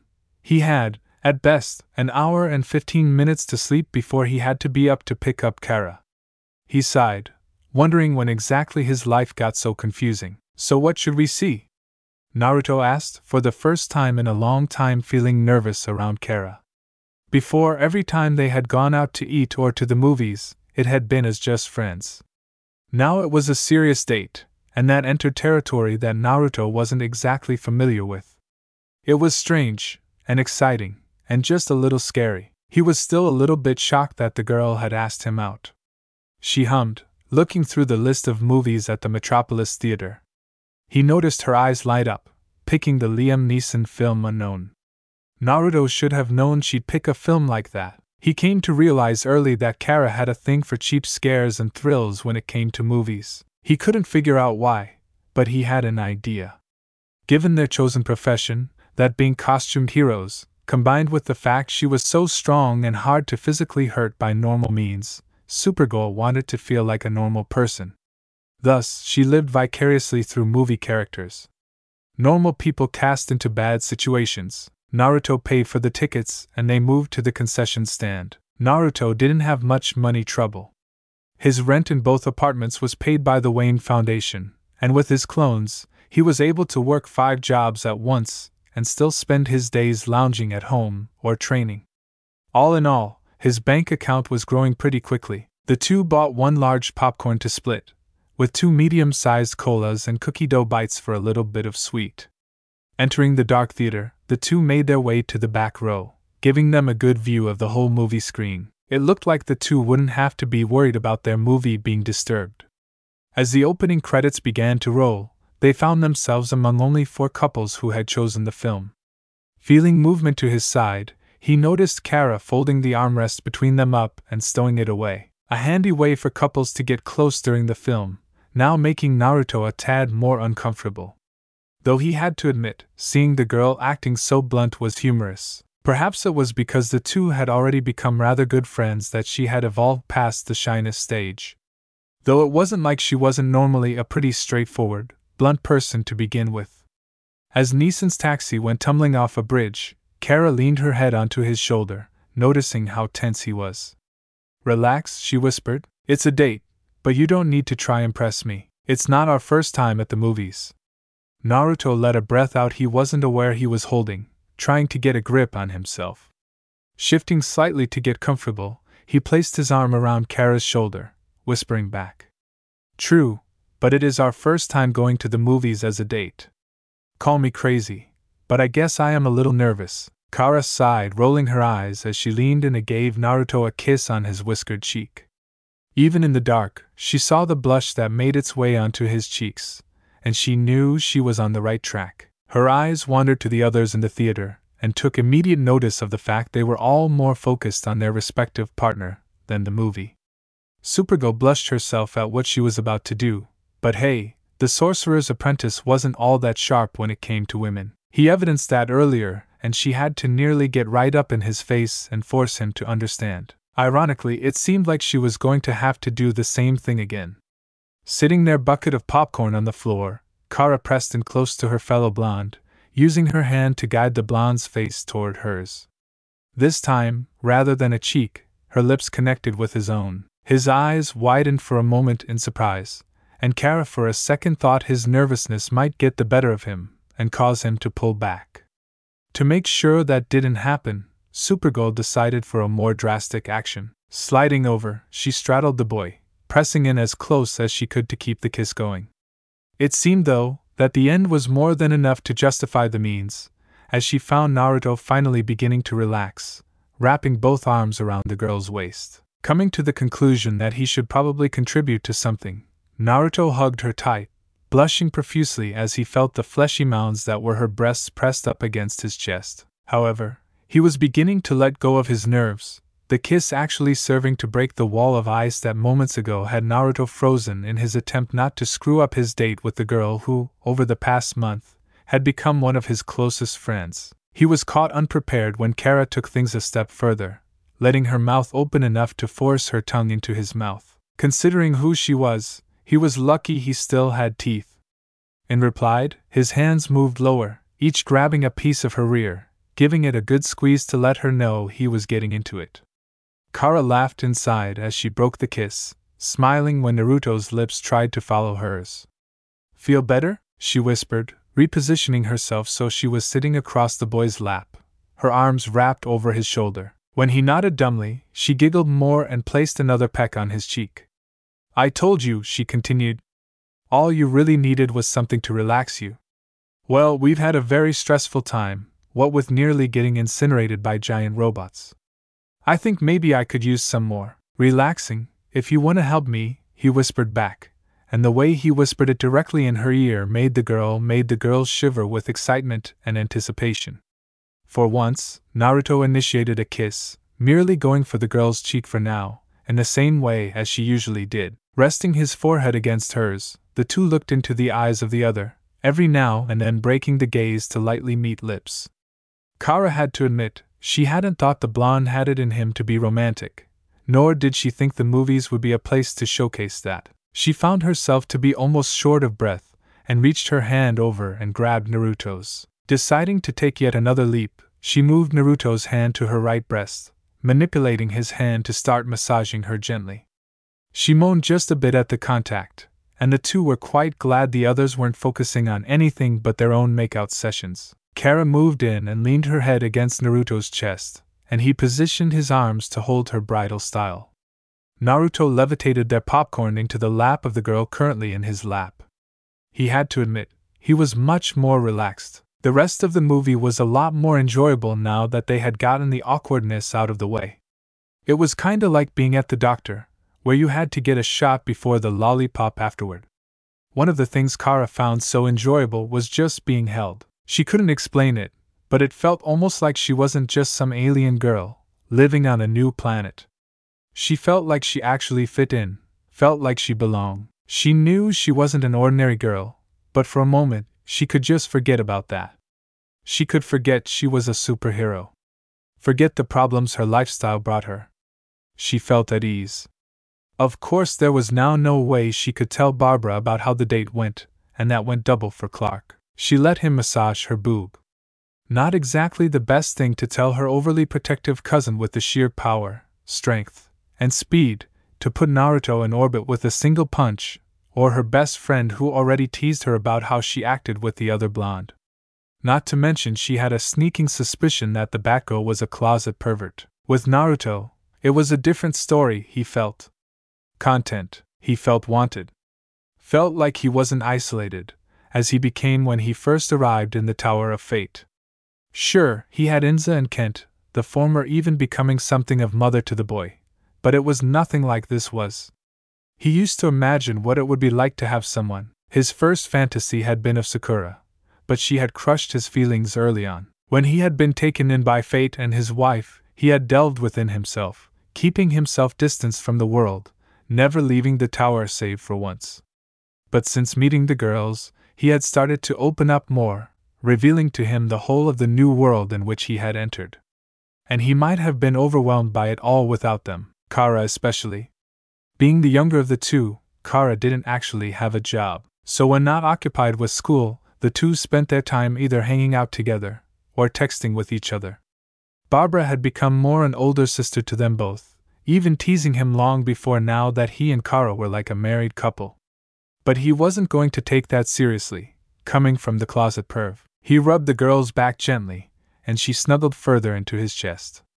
It was strange. He always viewed Kara as someone who was this strong-willed, fierce-fighting young woman. Headstrong, hot-tempered, and sharp-tongued. As a person, she reminded him of himself as a child. It was only now he began to truly see the girl in Supergirl, and she was beautiful. At this point, Naruto had given up on watching the movie, having missed the first half, though to be fair, he was focused on something a lot more interesting. He found it rather amusing that the first time he had held her, she demanded he put her down. Now she had actually moved herself into this position. And she apparently was thinking the same thing he was when it came to the movie. She sat up more and planted a soft kiss on his lips, before motioning toward the exit with her head. He nodded, and with a wave of his hand, the concessions were pulled into the shadows. Kara stood and pulled Naruto up, the two quickly making their way toward the exit. While Kara went to use the bathroom, Naruto found a crane machine full of plush animals. Looking to the women's restroom, he thought about the girl inside and took out his wallet to get quarters. Kara looked at herself in the mirror, splashing water in her face. She needed to calm down. She couldn't believe how much she was enjoying herself. How much she had been turned on. Her whole body was still tingling from it all. It was romantic and sexy at the same time, and she loved it. And she knew Naruto thought the same thing. She didn't need her X-ray vision to know that. She had been sitting in the boy's lap after all. Shaking those thoughts from her head, knowing they shouldn't go further on this date than they already had, she splashed water on her face one more time before exiting the restroom. What she saw made her quirk an eyebrow. A crowd had formed around her date, who had a small mountain of plushies piled at his feet, only a single one left inside the crane machine he played at. With a very slight flick of his wrist, he moved the claw into position, and the crowd cheered when he snagged that final stuffed animal, dropping it into the prize slot. Reaching inside, he looked over and saw Kara coming towards him. Pulling out the toy, he scratched the back of his head, holding the toy out to the Supergirl. Even she couldn't fight off her girl instinct for long. With stars in her eyes, she grabbed the small kitten plushie, looking at its tiny top hat. It looked like a tiny feline magician. "It's adorable!" she exclaimed, hugging it tightly to her chest. "I can't believe you won all of these, and so fast too." Naruto scratched his head, somewhat embarrassed. "Yeah," he said, hoping she didn't realize he was bullshitting. "I really pulled that off. Exactly as I planned it." In truth, the kitten was the only one he had been trying for, but unfortunately, after being excessively luck-filled for the majority of his past endeavors, Lady Luck finally decided he was going to have to work for it. At first, he wasn't worried when he grabbed the stuffed bear rather than the kitten. He just pulled out another few coins and tried again. He got so close that second time, but again, slipped at the last second and grabbed a different stuffed animal.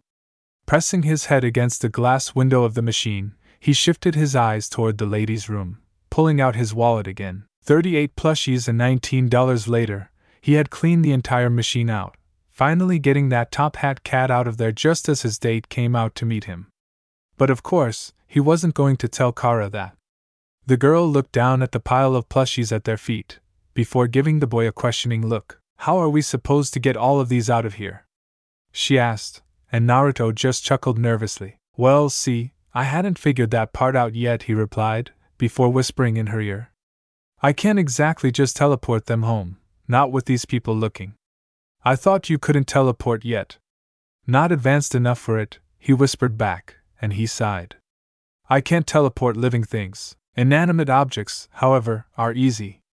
I just need a distraction. Looking around, Kara caught a glimpse of the popcorn machine and grinned. Using her heat vision, keeping it toned down so others wouldn't actually see it, he upped the heat under the popper. Naruto caught sight of what she was doing and he too smiled. If they got caught, they were definitely grounded, but who cares? This was really getting fun. With a discreet use of magical telekinesis, he caused a large amount of unpopped popcorn and oil to spill into the popper as well. What happened next caught the attention of the crowd like Batman walking down the street in the middle of the day. Popcorn went everywhere. Nothing was damaged, of course, but popcorn was flowing from the popper and spreading across the floor. The whole thing was a hot, buttery mess. Taking advantage of the distraction they had created, Naruto waved his hand, sending the toys to his apartment downtown, and the two snuck out of the theater, but not before a quick snap of his finger caused all their damage to be undone. The looks on people's faces when they saw all that popcorn just disappear was priceless. Naruto didn't have time to appreciate it though, as he and Kara made their way down the sidewalk, strolling hand in hand. A buzzing from his pocket caught Naruto's attention. He hadn't shut his phone off in the movie. Why bother when nobody was watching it? Answering the cellular device, he instantly came to attention when he read the number of who was on the other end. Naruto, they said, and the blonde put the volume up so even though it wasn't on speaker, Kara would still hear it all with her super ears. I'm here, June, so is Supergirl. He was lucky nobody was around to hear that, but to be safe, they walked into an empty alley. What's the problem? The Martian Manhunter was quiet for a moment, before replying. We've currently received word of a metahuman riot in Dakota, he announced. We are going to send one of the senior league members, but they are currently out on assignments of their own. Static and Gear are trying to hold things together, but they sent a request for backup. You and Kara are the closest league members to Dakota. It's about 20 minutes if we fly fast, Kara announced. Contact this Static guy and tell him we'll be there as soon as we can. Naruto agreed. Once one of the senior members finishes their own missions, we'll send them as backup, June said, ending the call. Naruto sighed, smiling at the peck on the cheek from Kara. A hero's work is never done, he said, his street clothes erupting in smoke, forming his normal attire. His mask formed across his face, and he threw his hood up over his head. Kara merely wore her outfit beneath her clothes, so they made a pit stop to throw her civilian clothing into Naruto's apartment through the window as they made their way out of the city. Better than leaving them in some alley. They flew as fast as Naruto could go, though even then, his smoke flying was getting much faster. They made good time, arriving in Dakota a mere 25 minutes after receiving the call from June. From as high as they were, they could easily spot the riot going on, buildings burning, traffic packed while trying to get away. Using a spell to condense the water in the air, clouds began to form over each of the flaming buildings, before bursting rain all over them, dousing the flames. Down on the ground, they saw several people looking at the rain in surprise. Naruto recognized one as Static, so the boy with him was more than likely Gear. And the two were against a small army of metahumans, varying in shape and size. Standing at the forefront of the rioters was a smaller group, but no less dangerous looking. What the hell? Hot Streak demanded, rain beginning to fall, putting out his flames. Hearing a commotion behind them all, he, as well as the members of the meta breed, turned to see their massed army being thrown to the side and parted by someone. Aben, the meta breed's leader, as well as the bird girl Talon stretched higher and flew into the air, respectively, to get a better look. What they saw was enough to make the faceless Aben give an expression that screamed, "Oh crap." Supergirl had come in from behind and was parting the army of superpowered individuals faster than the Red Sea. Static and Gear weren't very much better, watching with dumbfounded expressions. Supergirl was easily recognizable to them all. Who wouldn't recognize the S shield emblazoned on her outfit? They jumped back from each other though when smoke burst between them, Naruto forming as it condensed to a solid form. So, these are the guys giving you trouble? He asked, and Static easily recognized him, both from his smoke and his voice, having met him earlier that day. They've been popping out of nowhere all day, the electric hero replied. His teammates spoke up next. I knew the city was full of bang babies, but I didn't think we had this many. Call me crazy, but I think we're dealing with metahumans from more than just Dakota. Not exactly Aubin's style to call in help from outside the city, he said, crossing his arms, flinching slightly as Kara threw one of the meta-breed shiv through a wall. He whistled. Man, who needs an army when you've got a Supergirl? Naruto shook his head, dropping to the ground. Kara, I can take it from here. He shouted over to her, placing his hands onto the ground. Uttering a small spell, lightning began to arc from his hands, traveling out over the wet ground, completely soaked due to his mystically summoned rain. Naruto smiled. He loved magic. Directing the electricity, each person in the meta army who wasn't currently in the air was delivered enough power to put them out for several hours. Gear's eyes were wide. Static's even more so. At this point, the metahumans who had remained standing decided now would be a good moment for a tactical retreat. Seeing Aubin among them, Static used his powers to create a rather explosive light show directly in the living Shadow's face, knocking him out cold. The others who tried to flee began dropping seemingly for no reason save a strange blur moving past. Coming to a stop, the blur was revealed to be none other than the Flash, who rubbed the back of his head. Sorry I'm late, guys, he announced. But what can I say? French babes, they can't keep their hands off of me. Static, what's up? He bumped knuckles with the younger hero, having met the young man on more than one occasion. Looks like clean-up time, if you asked me, he replied. He was stopped from saying more when the helicopter showed up. Flash raised an eyebrow beneath his mask, as did Naruto. What's the military here for? The speedster thought. Stepping out of the chopper, he took a look at them, and the rather heavy-set African-American woman as well. She seemed to look at the heroes with a combination of anger and disgust, stepping up to speak with them all. Your assistance is no longer required. We're taking these riders into government custody, she announced, leaving no room in her tone for argument. The meta-breed gang, being local to Dakota, will be left to Static to handle. The rest are believed to be linked to a metahuman terrorist group, and have stolen several government secrets. They need to come with us. Flash didn't like it, but he knew it wasn't his place to resist government orders. Especially after the Justice Lord's incident. As the woman walked away, Naruto crossed his arms. I knew these guys weren't from around here, Gear announced. There were way too many to all be bang babies, shaking his head as Kara flew in next to him, leaning on his shoulder. We cut our date short for this? She asked, and while Flash snuck a look at them with a smile, he chose to remain silent.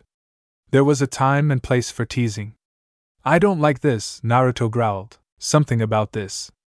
Just screams cover up. Flash finished, crossing his arms over his chest. He was thinking the same thing. But the question is, what are they covering up? Why? But I bet you're gonna find out, Static said, looking disappointed when the speedster shook his head. I think we'd better inform Bats, he replied. If anyone can get to the bottom of a government conspiracy, it's Batman. Sorry I couldn't be more help against these guys. Need some help getting them to the cops? The two junior heroes shook their head.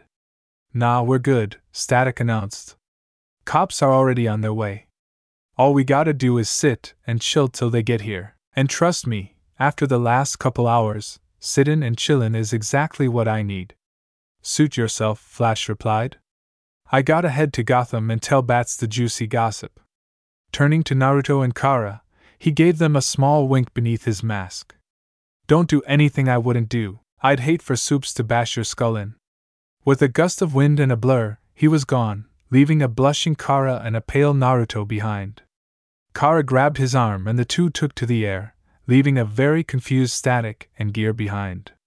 Naruto and Kara made their way back to Naruto's apartment in Metropolis, just outside his door. Outside the interruption, I really had fun tonight, Kara said, leaning against Naruto, pushing the boy against the wall as she moved in and planted a soft kiss on his lips. You want to do it again? Soon? Definitely, he replied, wrapping his arms around the waist of the supergirl. So does that make us? Kara just laughed at her fellow blonde.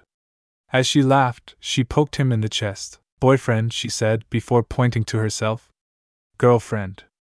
Another kiss and she was at the window, ready to take her leave.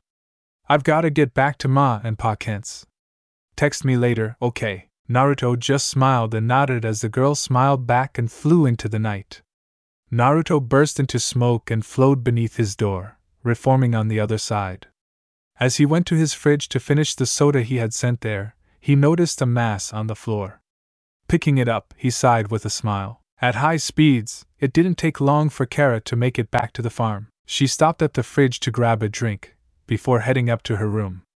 Turning on her light, she was prepared to hop into bed, but stopped, seeing her civilian clothes, the ones she had left at Naruto's, folded up neatly. And sitting on top of that, the small stuffed kitten, its top hat and cape making it look like some form of tiny magician. Kara smiled, picking the toy up and setting it on her pillow.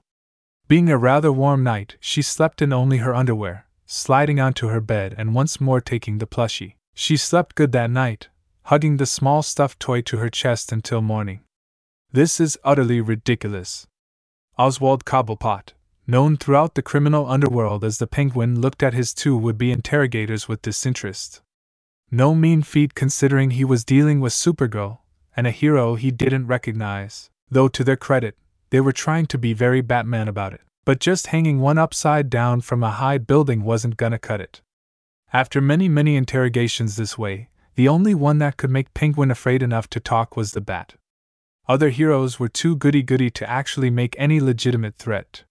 You know, I am a legitimate businessman, he continued. While the information would cost more, it would have been far more pleasant to a meeting in the lounge with good food and drink. Legitimate businessman, my mouth, young lady, Penguin said, cutting Supergirl off, undeterred when she began to shake him somewhat. He turned to the unknown male she was with, looking like a cross between the Batman and an occultist. The only identifying characteristic Cobblepot could make out was the ankh necklace, linking the boy to the mysterious Dr. Fate. You seem like a reasonable young man. Could you call off the Superman fangirl and perhaps we can have a real discussion about your problems? Crouching down to look the dangling man in his eyes. That's my girlfriend you're insulting, Naruto said calmly, nodding to Kara, who smiled. Penguin assumed now was the part where they dropped him, only to catch him moments before he splattered against the ground, but instead found himself moving higher into the air. Despite his protests, they climbed higher and higher, breaking through clouds and leaving Gotham to look like a child's plaything. He was flipped over so that Kara had him by his collar. He began to sweat, though that might have been the heat beginning to radiate from Supergirl's glowing red eyes. We'll ask you again, Naruto said, rising up from behind Kara, his entire body from the chest down a plume of black smoke. And next time you refuse to answer, we'll put you into orbit. Now tell us everything you know about Amanda Waller. You have enough connections to at least tell us what branch of the government she claims to work for. You're bluffing, Penguin replied. We'd all die in space. Naruto laughed, and it sent a chill down Cobblepot's spine. She's an alien, and I'm magic, he announced, getting up in the Penguin's face. Try us. His eyes looked up at the starry sky and Penguin's followed. He was already beginning to feel light-headed at this altitude. Oh, all right, he conceded.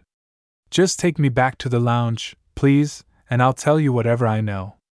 Not that I know much, mind you. He was relieved when the two complied, flying back toward the ground, reaching the roof of the Iceberg Lounge in relatively little time, entering through the roof access and following the businessman to his office.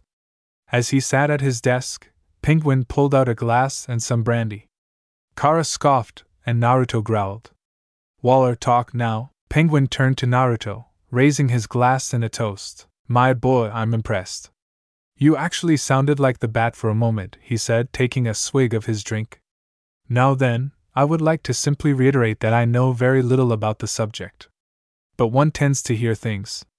Waller is the latest head of a government project known only as Project Cadmus. From what I understand, it is a program dedicated to protecting the citizens of the world. From the Justice League. A raised eyebrow from Naruto met twin raised brows from Kara. What the that's totally ridiculous, shouted Kara. We're the ones who protect people. Penguin merely took another casual sip. For now, but I seem to recall your cousin leading an invasion force for the alien dark side, which left you half dead, replied the old gangster. And let's not forget the incident with those so-called Justice Lords. The government has every right, every reason, to be afraid of the Justice League. Turning to get more brandy, he turned back to find both leaguers gone. Well, it seems they got that part right, he muttered, downing his drink. Landing on a roof farther away, Kara growled in frustration, punching a wall, luckily only cracking it and not breaking it down. While Naruto at least gathered some wisdom in Cobblepot's words, Kara was infuriated at the notion that any of the Lage might go bad. Sure, Clark had been brainwashed, but the Justice Lords were from a different world, and everyone had learned from those times. She hadn't been around during the Lord incident, but had heard about it. There was no way that could happen to the League as it was. Naruto wrapped his arm over the girl's shoulder, feeling her shake as she seethed in anger. Why don't you go home? He said. I'll go take what we learned to Batman. Go get some sleep and we'll work on this more in the morning. Despite her irateness at both Cadmus and Penguin, she begrudgingly agreed. His face played vanishing, Naruto hugged his girlfriend, pulling her in for a kiss goodnight. That seemed to help her calm down, as he felt her relax and melt into the kiss. She was really onto something with this relaxing stuff. The clearing of a throat drew them apart, causing them to look over in embarrassment. On the ledge of the roof stood Barbara, fully suited up next to her mentor, Batman, as well as his other protege, Robin. While Batman just stood, emotionless, Barbara was giving the two a grin and wink, while Robin was making gagging sound. Good night, Kara said with a wave, flying out of that mess as fast as she could, causing the three capes and cloaks to blow in the gusts left in her wake. Batman turned to the sorcerer's apprentice, who tossed him a tape recorder. When the Dark Knight looked at him for an explanation, the boy obliged. Decided to do a little digging of our own, he said. Talked to an old acquaintance of yours, the Penguin. He said that Waller works for some agency called Cadmus that they're set up as a defense. A defense? Barbara asked. Against what? The Justice League, elaborated her mentor. I had a feeling this was going to happen sooner or later. After the Justice Lords incident, we've been under high levels of scrutiny. Even more so now that we've expanded the League. Kara thinks it's a load of shit. That the League would never do anything to harm people, Naruto said, his mask reappearing on his face as he pulled his hood up more to shadow his face. Batman just stared. And what do you think? Asked the Dark Knight. Naruto shook his head. I think there is a fine line between doing what is right and what we think is right, he said. I don't want to think that the League, that you or I, are capable of crossing that line, but I don't know. What I do know firsthand is that power corrupts. Well, what has more power than the Justice League? With his parting words, he slunk into the shadows, seemingly absorbing into them, vanishing before the Bat family's collective eyes. Batman's eyes narrowed. The warmth of the sun shone down on Naruto through the window next to his bed. He squinted, his eyes closed to prevent having to acknowledge that he needed to get up. However, the sun had apparently brought back up, as his alarm clock began to blare now. Groaning, he telekinetically smashed the device against the wall, shattering it. However, still with his eyes closed, he snapped his fingers, reassembling the annoying contraption. Shoving his head beneath his pillow to try and go back to sleep, he sighed as the room became peaceful. Silent. Kinda. As he rolled over in bed, he found his motion obstructed. Pulling himself from beneath the pillow with a groan, he groggily rubbed his eyes, before nearly jumping at what was obstructing him. In his bed lay Kara, garbed in only her underwear and a nightgown. How or why she was there, he couldn't explain, and he rubbed his eyes some more to make sure he wasn't hallucinating. It was only on further observation that he saw the girl shaking, and he noted she was breaking out in a cold sweat. A nightmare? He thought to himself, curiously. His girlfriend began to cry now, tears slipping from her closed eyes. Kara, he said, trying to nudge the girl awake. Kara, you're having a nightmare, wake up. He grabbed her hand and gave it a reassuring squeeze, but that seemed to exacerbate the problem. Her nightmare Naruto still had very good reflexes, managing to get the important areas out of harm's way, but he still ended up receiving a nasty burn from the distraught and crying Supergirl. His grunt of pain must have been enough to snap his girlfriend back to reality. Realizing he was not in her room, she looked over and saw her boyfriend clutching his burned shoulder. Oh God, Naruto, I didn't. Naruto placed his finger to Supergirl's lips to shush her, and she watched his entire arm erupt into black smoke, before reforming unblemished, looking as though it had never been burned in the first place. Kara, when and why did you come over here? Naruto asked, concerned for her being the primary tone she could pick out. Good. At least she knew he still liked her after she nearly took his arm off. I don't know how I got here, she replied, and Naruto could tell she wasn't lying. I got home after we had finished interrogating Penguin, then I had a peanut butter sandwich and went to bed, and I had this really weird nightmare. It was about Naruto quirked a brow at the girl's scrunched up face as she rubbed her eyes, trying to concentrate. I can't even remember that. Naruto nodded. Many times, dreams were often forgotten upon waking, and apparently Kara was no different than most dreamers. Have you ever had a nightmare like this before? He asked, and the girl shook her head as her boyfriend sighed, sitting back on his bed and pulling her into an embrace on his lap.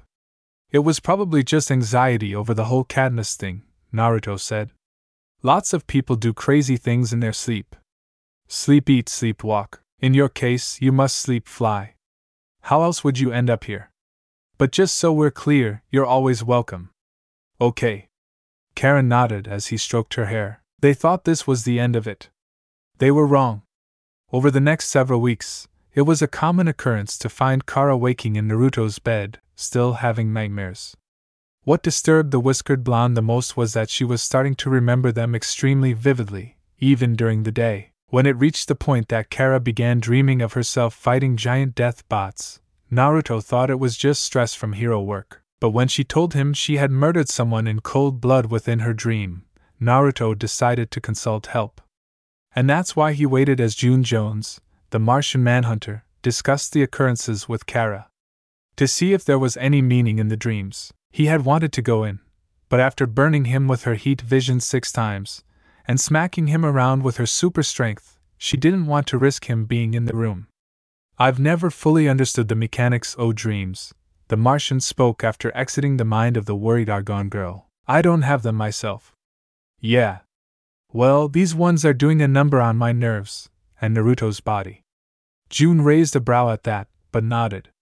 I assume the reason for the sleep flying to Naruto is because that is where you feel most comfortable. Subconsciously, he makes you feel secure when these dreams make you feel scared and vulnerable, he said, giving Naruto's original theory some validity. I will say this. What I saw was far more linear than ordinary dream logic. But it didn't seem like a memory either.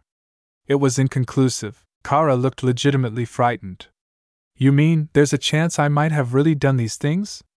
She exclaimed, and the Martian sighed with a shake of his head. I'm sorry, I just don't know, he replied after a moment.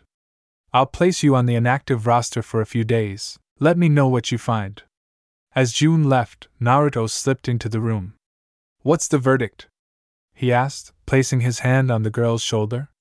She shook her head and sighed. Not good, she announced. At her disheartened look, Naruto wrapped a hand around Kara's shoulder. Come on, he said, guiding her out of the room. Let's go grab something to eat. Okay, maybe I can see if Kent or Mom can help out. They aren't as skilled at mind walking as June, but they do understand the workings of dreams. Kara shook her head. I just really want to get all this business out of my mind for now. Maybe you're right, and it is just stress. Some time off might do me some good. Time off? For what? Turning, the two noticed Green Arrow come up from behind them as they entered the mess hall. Kara's been having nightmares, Naruto elaborated. They'd been making her fly in her sleep, and wake up in cold sweats. Not to mention blasting me with heat vision. Arrow ignored the fact that Supergirl was flying to see Naruto in her sleep. For now, as they sat down, discussing Kara's dreams, He decided to put in his 2 cents, nobody noticing the shadowed figure listening in on their conversation. "So you had some nightmares, what's the big deal?" he asked.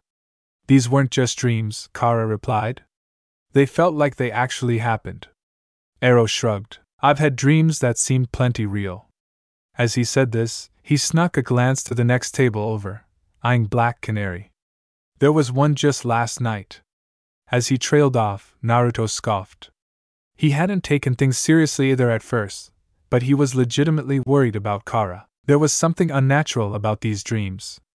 "The point is, I couldn't live with myself if I actually did any of the things I did in these dreams," Kara stated.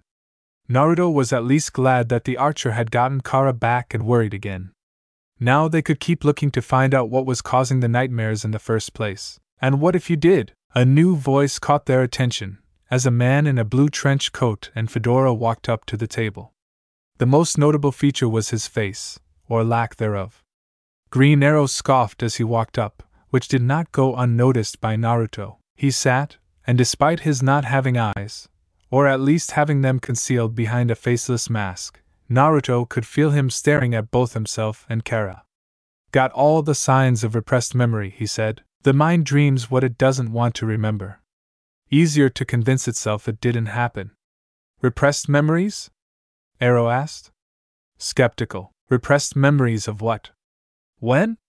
Turning to Kara, the newcomer answered. "You've been to Star Labs," he said.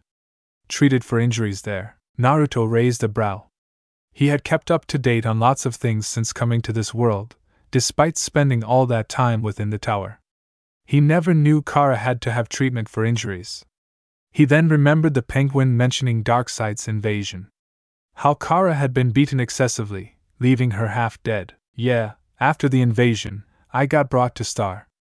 I was in a coma for part of it," she confirmed, and the trench coat man stroked his chin. "Meaning there's a gap in time you can't account for." Turning to Arrow, he added "That's when." "Okay, enough," demanded the archer. "Don't listen to anything this guy says. Everything's conspiracies with him." "Not conspiracies," the other man calmly retorted. "Conspiracy. Singular." Following the man, who they learned was called the Question, to his room, the small group was given a lecture by the detective. Reaching back to ancient Egypt, there has been a single cabal of individuals directing the course of human history. But the common man prefers to believe they don't exist, which aids their success. Naruto scoffed, looking at the board on Question's wall, covered in unrelated occurrences, an idea that the conspiracy buff apparently thought were all connected. "This is ridiculous," he said. "Even if these things were part of some plot, who could possibly benefit from it?" "Who indeed?" was the simple reply from the faceless man. "What do boy bands and actor politicians have to do with my dreams?" Kara demanded. "If I'm right, you're part of it," he replied simply. "I'm coming with you." "Hold your horses," Arrow demanded. Nobody asked for more help. This whole trip might just prove the kids shouldn't eat nachos before bed. Peanut butter sandwiches. Question fired back, not missing a beat.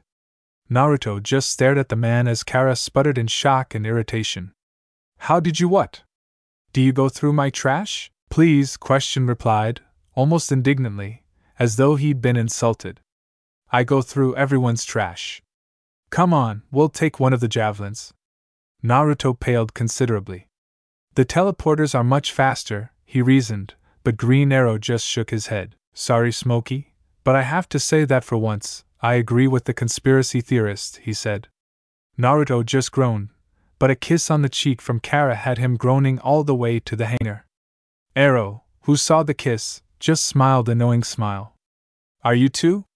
Seeing the blush on Kara's face and the smile she wore, his own smile grew. "Called it," he announced. "Lantern knows me $20. At the STAR Labs facility, the group of four sought Emil Hamilton, one of Superman's allies and the one who had treated Kara during her recovery. "This is where we treated you during your coma," he said to the Argonne girl, motioning toward a recovery table. "You were on life support the whole time. I promise, you weren't running around on any violent missions." "Well then, Professor Hamilton, maybe you can explain why her memories led her here," announced Question. Naruto palmed his face. "Her dreams didn't lead her here," the idiot conspiracy buff did. Luckily, the professor didn't miss a beat. Actually, I think I can explain it, he replied, turning to the girl of steel. You mentioned some sort of torture device. When she nodded, he continued. With robotic arms and a long probe in the center? Naruto raised his brow. You've seen something like what Supergirl described. Hamilton nodded. Flipping a switch, Kara gasped as a door slid up and open, revealing the exact death bot she saw in her dream, though it wasn't nearly as big. It's not a torture device, Hamilton reassured. It's a surgical robot. That's a kryptonite tipped lance. It was the only way to operate on you, Supergirl. This robot saved your life. As for the rest of your dream, we humans are used to being vulnerable, he continued. But to you, surgery must have seemed terribly invasive. And being powerless to protect yourself, it's possible that your mind constructed a scenario of fighting back. They thanked Hamilton, who made sure to tell them to say hi to the Man of Steel for him, and exited the facility. Well, I think that answered everything, Arrow announced happily, but Question disagreed. A little too well. Does everything have a sinister motive in your world? Demanded the archer. Yours too, you just don't know it yet, replied the conspiracy theorist. Hate to say it, but now I agree with Question, Naruto said, crossing his arms. It seemed a little too convenient. Too thought out for an explanation pieced together on the fly. How long ago was your surgery, and they still have that robot kept here? Maybe they just want to be prepared, fired back Green Arrow, but Naruto and Question both shook their heads. More likely it was just here as reassurance, Question announced. Pulling out a cell phone, Naruto made a quick call with speed dial, getting an odd look from Kara and the archer. Richie? He asked, hearing the other end of the line. Here, it's Naruto. Yeah, I got a job for you. Yeah, I need that big brain of yours to hack Star Labs. Yes, you heard me, Star Labs. I want all their files on Supergirl from the time she was recovering there. Yeah, ASAP. Yeah, thanks. As he hung up, the sound of helicopter blades broke the relative silence, and the heroes took a defensive stance as two military choppers came into view from the seaside cliff. From beneath one, some form of humanoid robot dropped down, launching itself at Kara, tackling her to the ground. Question and Green Arrow took cover under the fire from the assailants, while Naruto turned his whole body into smoke, letting all their rounds pass harmlessly through him, exiting with small wisps of smoke. Naruto watched as an arrow soared past him, erupting in a large smoke bomb, and the blonde smirked. Flying into the cover, he began to move undetected, using not just his own smoke, but the smoke provided by Green Arrow to snake around the mercenaries and crush their weapons, knocking several out in the process. Arrow proved why he was known as an expert marksman, taking out more of the guns, while taking care to only knock their opponents into unconsciousness. Question went a bit further, stealing a grenade belt, pulling all the pins and throwing the entire belt into their numbers. Seeing the assailants begin to flee, he condensed all of the smoke in the area. Rushing to one of the helicopters, they watched a massive hand slam down upon it, and looked to see Naruto, now a giant, looking down on them, his hood off and his eyes set in a harsh glare. The men all leapt into the other chopper and took off. Unfortunately, he couldn't very well stop them without a casualty or two, but took a wide swat at them for good measure anyways. A loud grunt from behind him signaled the end of Kara's fight, knocking the head clean off the robot opponent. Taking a step towards her, his giant form burst back into smoke, blowing away in the breeze, leaving the teen sorcerer in his normal size to make his way over to where the others had gathered. What the hell was that all about? Green Arrow asked, and the Question scoffed, turning away. Isn't it obvious? He replied. We're asking questions that someone doesn't want answered. Now the archer scoffed. Oh, will you give it a rest? He demanded. I'm starting to think he's right, Kara announced. That robot came after me. The rest of this was just distraction. Standard Z8 combat trainer, turning to the Question, who walked back up holding the head of the combat robot, Arrow recognized the design. Like the ones we use, the League buys them in bulk, he announced, Naruto taking the head and examining it. And who do we buy them from? He asked, looking to the two adults and his girlfriend. The army, I think, Kara responded before her eyes narrowed, turning to Naruto. You don't think? Cadmus. Naruto finished, getting raised eyebrows from the two adults, unaware of what the two had dug up a few weeks prior. We don't know that yet, but if it is, there is no way they're just a defense program. Well, we learn something new every day, Question said. Another fun fact. The man who commissioned the Z8 project. The same man who put you in the hospital, Supergirl. General Hardcastle? She asked, incredulously. He's retired now, isn't he? Gone, announced the Question, and hoping to be forgotten. What say we go pay this Hardcastle a visit, Naruto said, getting nods of agreement from the other three. The four arrived at Hardcastle's cabin, located in semi-isolation in the mountains. While the adults took the javelin, Naruto staunchly refused, he and Kara flying alongside the vehicle and beside each other. They entered without knocking, the door unlocked. Despite it being the middle of the day, the curtains were drawn and the only light in the room came from the crackling fire, making for a very stuffy atmosphere in the room. Figured somebody would come for me someday, announced a voice from the dark corner chair, a lamp clicking on to reveal the aging former general, a gun trained on the four heroes. Supergirl in particular. Only I figured they'd be from the other side. Motioning to his pistol, he elaborated. This weapon fires a projectile of kryptonite pellets, suspended in a silicon core, causes maximum scatter on impact. Only gets one shot. But trust me, alien, it'll do the job. Kara raised her hands, and Naruto ducked in front of her, his form radiating smoke and his eyes seemed to crackle with electricity. How well will it do the job on me? He said, with venom in his voice. You know, I stopped being a real shinobi a few years back. However, keep insulting and threatening Supergirl, and I may just have a relapse. The radiating smoke condensed in his hand to form a kunai knife. I may be a tad rusty, but it'll do the job. Using his bow, Green Arrow knocked the weapon from Hardcastle's hand, while Question put him in an arm lock. Now, be a good host, and tell us a story, Arrow demanded, sarcastic and sickeningly sweet. Hardcastle glowered at them all, but conceded. The group explained why they had truly come to look for him, and despite despising them all, Kara in particular, he was truly a defeated man. As he stoked the flames in the fireplace, he began to tell them what he knew about what was going on, though that really wasn't much. The army shut me out after Superman invaded. The feeling upstairs was I had failed when it counted most, so how could I ever lead again? He stared into the flames angrily. I got the message and took early retirement.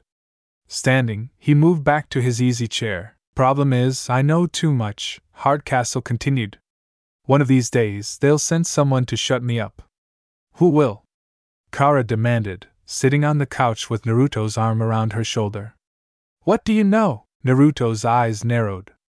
This doesn't have to do with Project Cadmus, does it? He asked. Hardcastle looked at him with that hard glare, shaking his head. I don't know what you're talking about. I never worked on Cadmus. That was formed after I left. I was a part of Project Achilles, he said. It was designed to find a weakness in both Superman and Supergirl.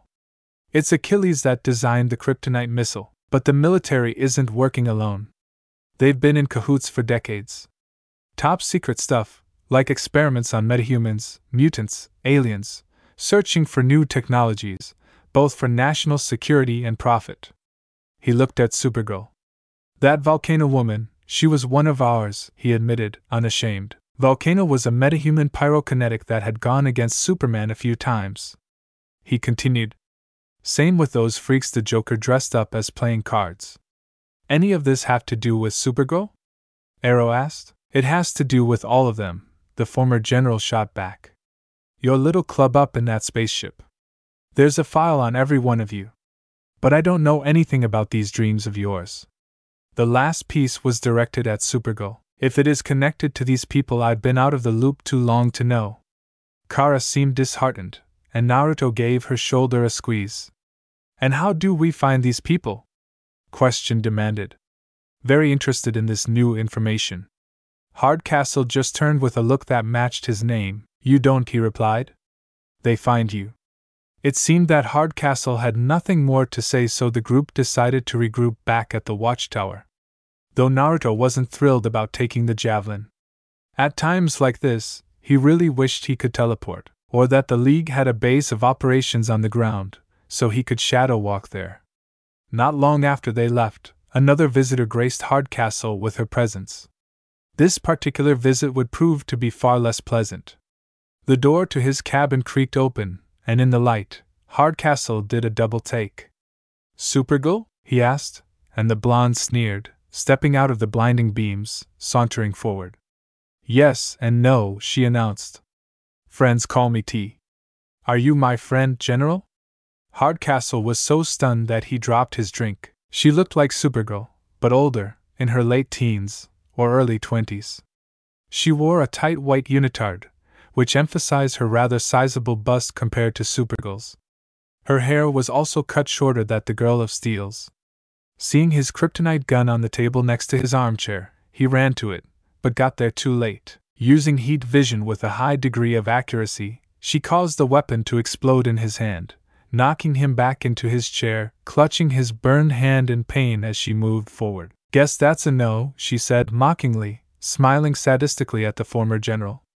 Up on the watchtower, Naruto and Green Arrow discussed the new information while Kara slept. She had fallen asleep on the javelin flight, and luckily had managed to avoid any nightmares, for now at least. She suddenly bolted awake with a gasp, garnering the attention of the other three in the room. "Hardcastle's gone," she gasped, getting wide eyes from those present. Well, they couldn't tell if Question's eyes were wide or not, but luckily Arrow had a fairly expressive mask. Naruto crouched down and placed a hand on her shoulder. "I just know." The intercom blinked to life as from the central station, June contacted the four. "Go ahead," replied the faceless man. "Look at your monitor," Jun said, looking at his own, and the news story currently breaking before his eyes. "I'm patching through a live feed. A scientist named Gilbert Hallstrom has gone missing." The group watched the news story unfold, Kara's eyes widening when a picture of the missing scientist was shown. "He's from a biotech company called Nouveau General." "It's the man from Kara's dream." "The one she saw die?" Naruto asked. "The one I watched myself kill," she replied, the shock and despair evident in each word. "He really exists? Or did anyway?" "And only one network had the story," said, pondering the ramifications of such information. "Now that's the first lead in this whole business I can wrap my head around," Arrow announced. "We go to Nouveau Gen, and we find out who this guy is." Apparently disagreed. "No, first we find the source of the report." "What for?" demanded Green Arrow. "Don't you know who owns the Eagle Network?" he asked, picking up a paper from the floor as Naruto palmed his face. "The real owners?" Arrow sighed, rubbing his eyes, knowing he would not get anywhere with Question. "Look, how about we split up? Kara and I will go to Nouveau Gen," he decided. "I'm going back to Hardcastle's cabin. Possibly some evidence of who killed him, and how Kara knows about it," said Naruto, taking and squeezing his girlfriend's hand for reassurance. Green Arrow nodded, turning back to the Question. "You go wherever you want," he finished, he and Supergirl exiting the room. Naruto looked to Question, before tapping his ear. "Keep me up to date on what you find. I'm worried for Kara's safety." Question just turned back to the news feed. "It's a setup," he proclaimed. "Whoever fed the Eagle Network this story is trying to lure Supergirl to Nouveau General, but we'll only find out who and for what purpose by going after the reporter." Naruto was disturbed by this fact. But Kara was strong, and despite his worry, he had to have faith that she could handle whatever trap was being set at Nouveau General without a word. He seemed to melt into the floor, vanishing from the room, as Question himself left as well. The steakhouse was bustling that night. People were all laughing and having a good time. At the bar, a young reporter paid his tab and made toward the exit, but was stopped by another man. "Hey Lost Sar," he called, coming up from behind the dark-haired young man, wrapping his arm around his shoulder. "Saw that piece on Eagle today. Now that's reporting." "Thanks," he replied carefully, obviously uninterested in conversation. "You get home safe now." As he tried to leave, a hand grabbed his arm. "Listen," the other man said. That Novigem is a real hush-hush place, and Hallstrom didn't have no family to file a missing persons report, so between you and me, he leaned in close so they could hear better, and he lowered his voice so others could hear them. How'd you hear about that story? Lossar just smirked. Good old-fashioned legwork, Jerry, he replied, snidely. You should try it sometime. Walking away from the seething man, Lossar exited the restaurant, entering a waiting cab on the street. He told the cabbie to take him to the Commodore Hotel, and they were off. The young reporter enjoyed the ride for a short moment before the cab turned off the road and into an alleyway. Something wrong? He asked the cab driver, the red-haired man flipping his meter. Just gotta write up my fare report, he announced, pulling out a pad and paper. So what do you think of that corporate, pre-packaged pop kids like these days? He continued, seemingly trying to make some conversation. Hate it, replied Lossar, who found such music to be awful. Really? The cabbie replied, chuckling, before turning on the radio blaring one of the latest pop releases. This also seemed to trigger something, as a yellowish smoke filled the front seat, concealing the driver from view. Lasser growled in irritation, grabbing the man's shoulder. Hey, I just said. He became too stunned to speak when suddenly the cabbie, his clothes somehow dyed blue from brown now, snapped his head around, revealing that he had no face. Lasser backed as far as he could go into the back seat, screaming. At Nouveau-Gen, Green Arrow had managed to knock out a security guard and take his place before the shift changed, feeding the current security guard a story about how the normal guard had won a tropical vacation instead of a trip to unconsciousness. He took over the post and waited for the current guard to leave. Before the door could seal shut, Kara used her enhanced speed to sneak in. Free trip to Aruba? Kara questioned with a smirk. Green Arrow, or Ollie as he had called himself, smirked right back. Had to send Frank somewhere, he reasoned, holding out the security pass he had picked off the man. Shame how he dropped his key card, though. As they dashed off to investigate the building, they never noticed the white-clad blonde at the main door, inserting a key card of her own. Naruto arrived back at Hardcastle's cabin, already taking notice that despite the fact it had been unlocked upon his last visit, this time it was left wide open. He immediately smelled charred flesh upon entering the small house. Even with the smell, there seemed to be very little sign of a struggle, but that may have just been that whoever was here was powerful enough to take down the former general quickly and decisively. More than likely a high-level metahuman, or even an assassin. He had heard on more than one occasion of such an assassin that went by the name Deadshot. He found the corpse lying in his easy chair, burned across his body. Several of the burns were small circular areas, much like burns one would see from cigarettes. But unlike those of the cancer sticks, these burns seemed to almost bore into the aging man, going not only all the way through his body, but into the chair as well. Heat vision, he muttered to himself, knowing what the beams of heat looked like and were capable of, being on the bad end of Kara's numerous times over the past 2 or 3 weeks. As far as he knew, only Kara and Superman used heat vision, but it couldn't have been either of them. Superman, despite what the government thought, just didn't seem to have it in him to kill someone. And not only was Kara with them at the time of the murder, but these burned targets were precise. Marksman-like. Kara was proficient in her heat vision, but she wasn't near this good. Standing, he looked to the floor and noticed that the gun he had used to threaten Kara was lying in scattered pieces on the floor. Grabbing the dead man's gun hand, he noticed tiny bits of shrapnel, as though the weapon had exploded in his grip. Let's see, the sorcerer's apprentice muttered to himself, walking over to the broken glass and still wet floor next to the writing desk by the wall. He mimed getting a drink. Door opens. Light filtering in from outside, can't see assailant's face. As if to accentuate the point, he created a miniature sun outside using magic, and utilized a clone to try and reimagine things from Hardcastle's point of view. Attacker steps into view, Hardcastle panics, drops his glass, he continued. Hardcastle is a military man, and would probably keep a gun on him at all times. Another clone appeared, pulling a half-melted revolver from a holster under the shirt of the corpse. But it was holstered. He instead went for the kryptonite gun. One shot to be used on a Kryptonian. But this attacker was smart. They used heat vision to take out the gun. Hardcastle falls back into his chair. His clones vanishing, as well as the mini sun outside, he moved over to stand before the dead body, examining it again. They had Hardcastle right where they wanted him. These marks are precise.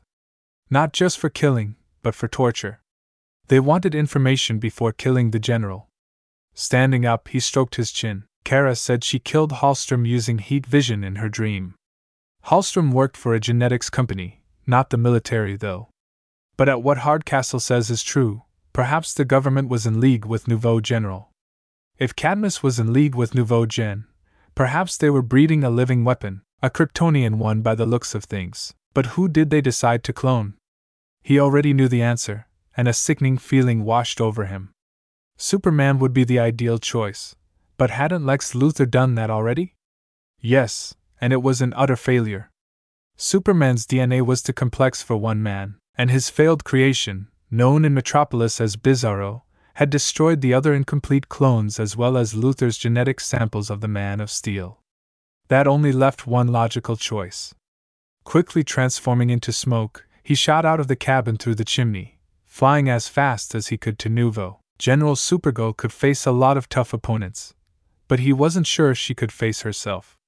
Back in Question's borrowed taxi, he was currently interrogating Lost Tsar. To the reporter's credit, he hadn't started crying, but there was always time for that later. I never heard of Nouveau Gen or Hallstrom until last night, he pleaded to the vigilante hero, who had him by the shirt collar. This girl I've been seeing, she slipped it to me, said I could run with it. The girl demanded Question. Tell me more. Lasser seemed confused, but complied nonetheless. She's just a girl, he announced. Blonde hair, blue eyes, real farmer's daughter type. Beneath his faceless mask, Question's eyes widened, pulling Lasser in closer. And a handshake like a vice? He asked, getting a surprised confirmation from the reporter. Yeah, he replied. Really strong, how'd you? How long have you been seeing her? Question interjected, beginning to come to a similar conclusion as Naruto. Only a week or two, Lasser replied defensively. She have bad dreams? The surprised look on the man's face was all the confirmation Question needed. More like tossing and turning, elaborated Lasser. Question popped the door open and unceremoniously threw the man from the vehicle, before returning to the driver's seat, and like Naruto, racing to Nouveau General. Hallstrom was getting drowned in emails from their legal department, announced Green Arrow. He and Supergirl had located a records room with plenty of terminals to hack.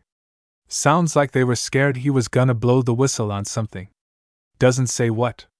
Looking into it further, he brought up a few more files, while Kara did the same. Like her cousin, her brain was supercharged from yellow sun radiation as well, allowing her to read and process the information as fast as the computer could bring it up. There was a reason she was an A+ student in her high school. Opening a new file, Arrow had to actually do a double take.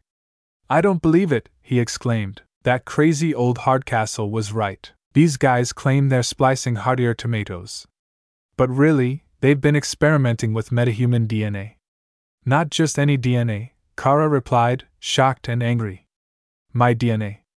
Arrow turned and moved over towards Supergirl as she continued. Look, she said, bringing up a video file of what looked like an older version of herself, living out her most recent dream sequences. This folder is marked Metropolis Training Exercises. Zooming in, Kara could only gaze, unable to fully process this information, at the clone Nouveau Gen had created. It's me. Taking a peek at the girl's most noticeable difference from the original, the Archer felt a strange mix of arousal and self-disgust. A little more mature than you, he announced. But I see your point. They cloned me, Supergirl muttered. We must have some sort of psychic link. That's why I'm seeing things I didn't do. Arrow gave Kara a look just as a shadowed figure dashed by at high speed. Reacting quickly, both leaguers shot up and raced after them. Running through a door at the end of the hall, bow and arrow at the ready, Kara and the Archer both stepped into a massive room with the floors and ceilings made up of large, hexagonal plates. As they stepped through the room cautiously, the whole place lit up with a strange whirring sound. When the light died down, it looked like they had been transported to the heart of Metropolis, though the city looked deserted. What is this? Kara asked as Arrow felt a building wall. It's a hologram chamber, he announced. Hard light constructs must be a training program. My training program. At the airy yet eerily familiar voice, both heroes looked up towards its source, seeing the clone in all her glory, hovering high in the air. Shooting down at high speeds, she slammed her fist into Kara's stomach, knocking the wind from the original and putting her through one of the building walls. When Arrow said hard light, he wasn't kidding. So, she said, flying into the air again, waiting for Kara to join her. She wasn't disappointed. What do you think? She asked, clapping her hands together and striking a few poses, allowing Supergirl to get a really good look at her double. It's important that you like yourself. And I'm you. Just accelerated a few extra years, plus better trained. And I have to say, a heck of a lot smarter. Kara fumed both from her clone's words and the fact she was cloned to begin with. You lured us here, Kara accused, putting her fists up in a fighting stance. After your lackeys failed to get rid of me at Star, you decided to deal with me yourself on your home turf. It's like you're reading my mind, the clone replied, sarcastically, tilting her head to the side in mock innocence. Which is kinda the problem. And why you have to die? Rearing back her fist, Kara couldn't react in time and took a hard left to the jaw. The force was enough to send the surprised girl flying back through several walls of the building behind her. The clone smirked, checking the damage she had caused with sadistic glee. From the back of the line of destruction, she saw some of the rubble shift, Kara throwing it off, grunting a bit in pain. That punch had hurt. Her ears catching the sounds of Green Arrow's bow, she turned as he let the arrow fly. She didn't even bother to move as the exploding arrow hit her stomach, erupting in flames and smoke with a concussive blast. But as the smoke cleared, the archer's eyes widened, noticing that the clone had not moved an inch. She just looked down at him, annoyed, her eyes glowing red dangerously. Arrow tried to run, but she used her heat vision to tear apart the building above him, sending a large amount of rubble tumbling down on top of him. Arrow. At the voice of her genetic template, the clone turned to see Kara try to rush down and help the archer, but she quickly grabbed Supergirl by the cape, whipping her around and tossing her to the ground at high speed, slamming her into one of the cars on the holographic street. Picking up another car, the clone threw it at the younger girl, who luckily managed to dodge as the car crashed to the ground, skidding on the pavement and slamming through yet another building. Kara grabbed a collapsed street lamp, using it like a baseball bat to swat the clone in the air, sending her shooting off and crashing into a building and out the other side. As she regained her bearings, Kara tried to fly in and land a haymaker hook, but the clone flew just above her, sending a stomp kick into her back, once more causing the original to go flying down to the ground. Speeding below her before she could hit, the clone threw her knee out, catching Kara in the stomach, before hitting the girl with an uppercut, following up by grabbing Supergirl by the front of her shirt, twirling and throwing the girl away. Retaliating, Kara shot back with a 1-2 punch combo, before sending a power punch straight into the clone's jaw, causing her to crash through an entire building before slamming into the ground at the base of another. Kara surveyed the damage, watching as the whole building shook, her clone lifting the entire building from the ground, hurling it at the girl of steel. As Green Arrow came to, a door opened behind him, as the Question entered the hollow chamber. Rushing up to help the downed hero, he offered a hand. Anything break? He asked, pulling the archer to his feet. Just my stride, Arrow replied. The whole chamber shook as in the distance, they saw an entire building collapse onto the street. Nap's over, come on, Question said, he and the archer making their way toward the fight, not noticing the cloud of smoke shoot through the sky above. Kara tried to stand, her whole body covered in cuts and bruises, and even the S-shield across her chest was torn. She looked to see her clone walk forward towards her. The copy sent another punch into her jaw before grabbing her by the throat, hoisting the Supergirl into the air, choking the life out of her.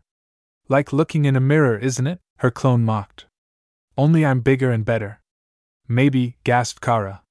But we still share the same weaknesses. The clone scoffed. Oh, I'm so scared. You can't exactly carry any kryptonite on you, and the only thing green about Bowboy is his tights. Kara smirked a little, blood beginning to trickle from her lips. I wasn't talking about kryptonite. Before the clone could ponder these words, she was struck in the back by a blast of high-powered lightning. She dropped Kara, screaming in agony, as she writhed from the electricity surging through her. We're invulnerable to many things, but magic isn't one of them. As the clone dropped to her knees, Naruto was revealed standing behind her, feeding a steady stream of magic lightning into the Argon clone. So I was right, the magic user said, a clone of Supergirl. And I would be willing to bet Katniss is the one who sanctioned your creation.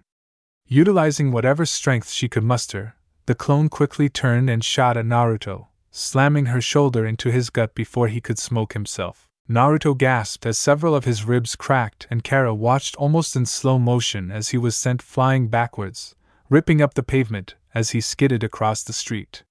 He luckily regained his bearings and turned to smoke, stopping his momentum cold as he reformed himself in a standing position. Around the Supergirl clone, Naruto created several clones of his own to encircle her, while also pulling Kara out of harm's way. Zacker! Each of the clones shouted as one, blasting the clone girl with more magic lightning, but her speed let her shoot into the air and avoid each blast. Spinning, she used her heat vision to destroy each of the clones. Forgetting Supergirl for the moment, finding Naruto to be the bigger threat, the clone girl shot at Naruto. This time he was prepared, and turned to smoke. Frustrated, the clone threw punch after punch, but couldn't land a single one.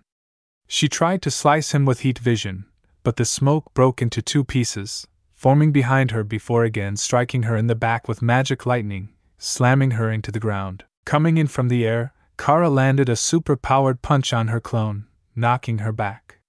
As she growled and rushed in to continue the fight, the ground between the clone and the couple exploded, knocking all three back. "No!" shouted the clone, screaming to the sky. "I can do this!" She cried out with a blood-curdling scream as the floor beneath her feet exploded as well.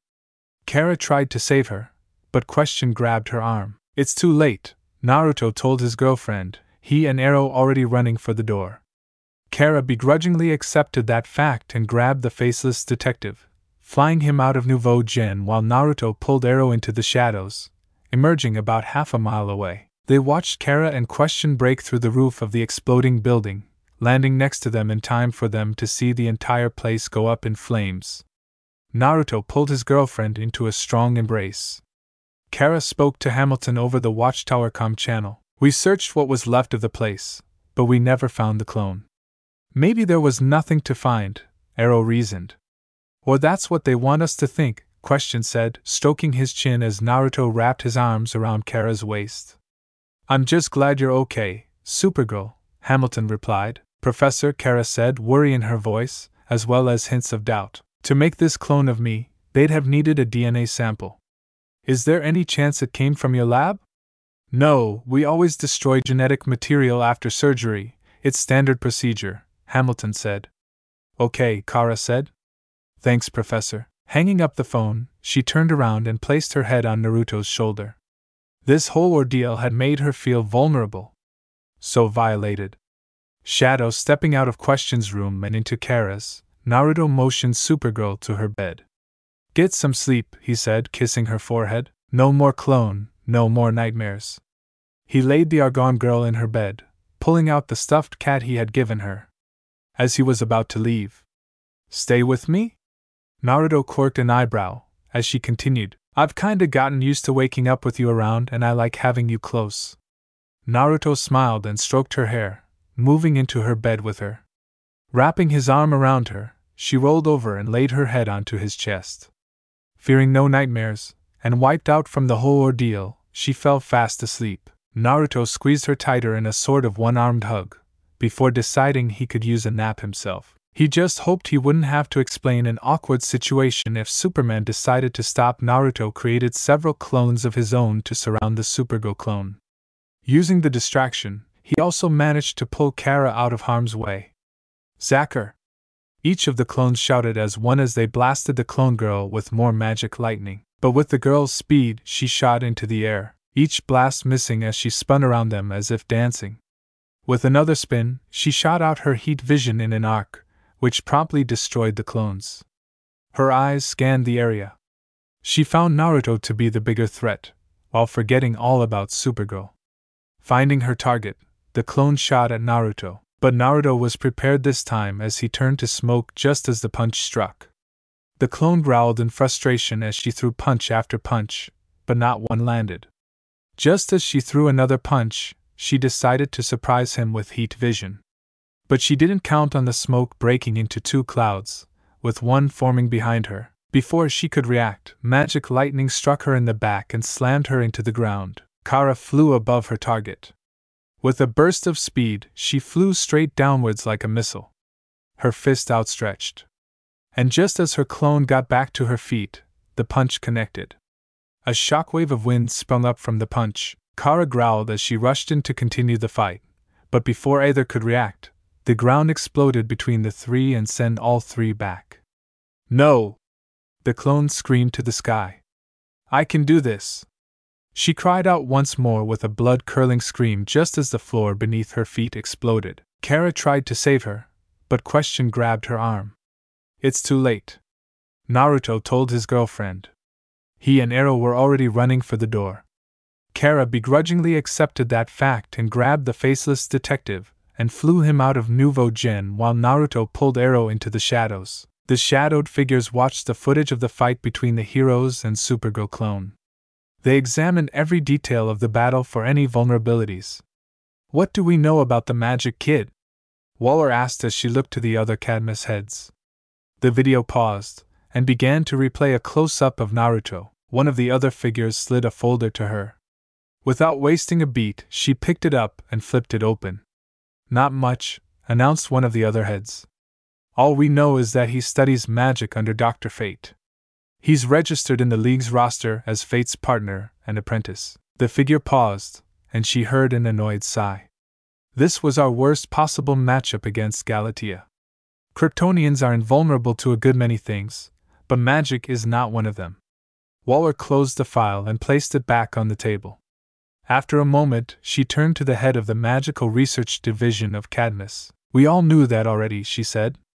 "But this kid," she clicked her tongue as she looked the other woman in the eye. "Tala. Keep an eye on him." "Of course," the purple-haired woman replied with a swift nod. "What do you think?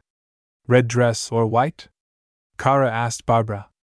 Her eyes were wide and almost watery. The girl held two dresses in front of her, and Kara really wanted an answer. "Or maybe a different color?" "Arg!" While on the inside, the girl screamed, the outside merely held a twitchy smile as she waited for an answer. Barbara stroked her chin in thought. She opened her mouth, which got Kara to lean closer, only for the redhead to close it. The two girls were in Barbara's apartment looking for any formal attire the Batgirl owned. Unfortunately, the girl hardly had anything. With a nod, Batgirl finally spoke. "Well, I would say go with the red, because it'll be more likely to draw eyes on you. But considering this isn't exactly a normal date," Kara didn't like that Barbara used air quotations when she said that. "That's not something you would want." Kara nodded, and placed the red dress back. As she hung it back in the closet, she decided to go through more dresser drawers for, well, anything that would look amazing to go along with her dress. "Let's hope Naruto gets here soon with that glamour charm so we can see how your disguise looks with the dress." Kara furrowed her brow as she started to frown. "Man, I really hate all this undercover crap. Why can't we just, interrogate Penguin like last time? A punch here, a punch there, a tooth flying through the air. That stuff." She completed her musings with a punch, but upon seeing Barbara's look, she sighed and went back to digging through the drawers. "And what's so great about this riddle guy? Told too many bad puns, and now he's wanted." Barbara sighed at her friend. She pulled out a necklace, and placed it around Kara's neck, who was startled as she had her head actually inside a drawer. "The Riddler. And no, it's more than just bad puns. Though there are quite a lot of those," she corrected her friend. "And he's the only one you will ever meet with more intel and connections than Cobblepot. If you want to learn more about what Cadmus is, and what it's up to, he's the one you need to see. Problem is," she glanced around her room for something for Kara to use. "He's smart and very crafty. Ever since his last escape from Arkham, he's been completely off the radar. But rumor has it he's coming to the Iceberg Lounge to discuss business with Penguin." Kara rolled her eyes at her friend. She went back to her task at hand, and as she opened another drawer, she turned to her friend. Her look held a little disgust, and she eyed Barbara, who had the urge to cover her chest. Okay. Kara raised her brow as she continued to eye her friend. Barb, I've been through every one of these, and I gotta ask, do you even own a bra? Barbara blushed and sputtered at the question. She became even more flustered by when Kara looked at her expectantly. Oh, of course, she announced. I just have to make quick changes a lot, and well, it's kinda more trouble than it's worth. She looked away with a blush, and Kara noticed a bounce in her friend's chest for the first time. With a hidden smirk, she decided to use her X-ray vision to solve the mystery. Too inconvenient, Barbara noticed that slight glow in her friend's eye, and crossed her arms over her chest, which caused her breasts to squeeze together. Kara decided to look a tad lower. Please tell me you at least wear panties. Kara had a deadpan look, while Barbara quickly tried to cover both lines of sight. Usually was her reply, which caused Kara to facepalm. And stop using your X-ray vision. Of course, that only prompted Kara into taking a second glance below. Hey! What? I was only curious, Kara told her. She turned away with a slight blush lining her cheeks, but she did glance back to Barbara from the corner of her eye. Well, it's not polite. Barbara coughed. She felt very violated. She shook her head and smirked. Say, have you ever used that to see Naruto naked? Kara's blush deepened, but she didn't say anything. Oh my god, you did? Kara tried to shake off the blush, and got right in Barbara's face. At least I have a boyfriend, and not a crush on my mentor. Barbara just glared back. That's because your mentor is your cousin. Her eyes widened as what Kara said echoed in her head. Hey, I do not have a crush on him. Yeah, you're right, Kara admitted. Thank you? You're in love with him. At Kara's proclamation, Barbara turned so red it was a wonder the rest of her body had any blood to go through it. What? She shouted, causing Kara to smirk in feigned swooning. Oh, my dark knight, you're so brave and strong, she said in a mocking tone. Come and sweep me away from my castle. Barbara hung her head and palmed her face. Remind me why I hang out with you and Naruto, she asked, and with a smirk, Kara flew upside down over to the redhead. Because you love us, duh, she giggled, and after a moment of fighting it, Batgirl cracked a smile and the two started straight up laughing. Are you both decent? Neither girl batted an eye as Naruto's voice echoed around the apartment, though they knew he wasn't there, just casting his voice through the shadows. It worked like a sort of intercom, allowing them to communicate anywhere there were shadows on both ends of the connection. Yeah, we're both good, replied Kara, watching as her boyfriend seemed to rise from the shadow she cast on the floor. Damn, I was hoping to catch you while you were changing, he said, only to get a light punch in the shoulder by Supergirl.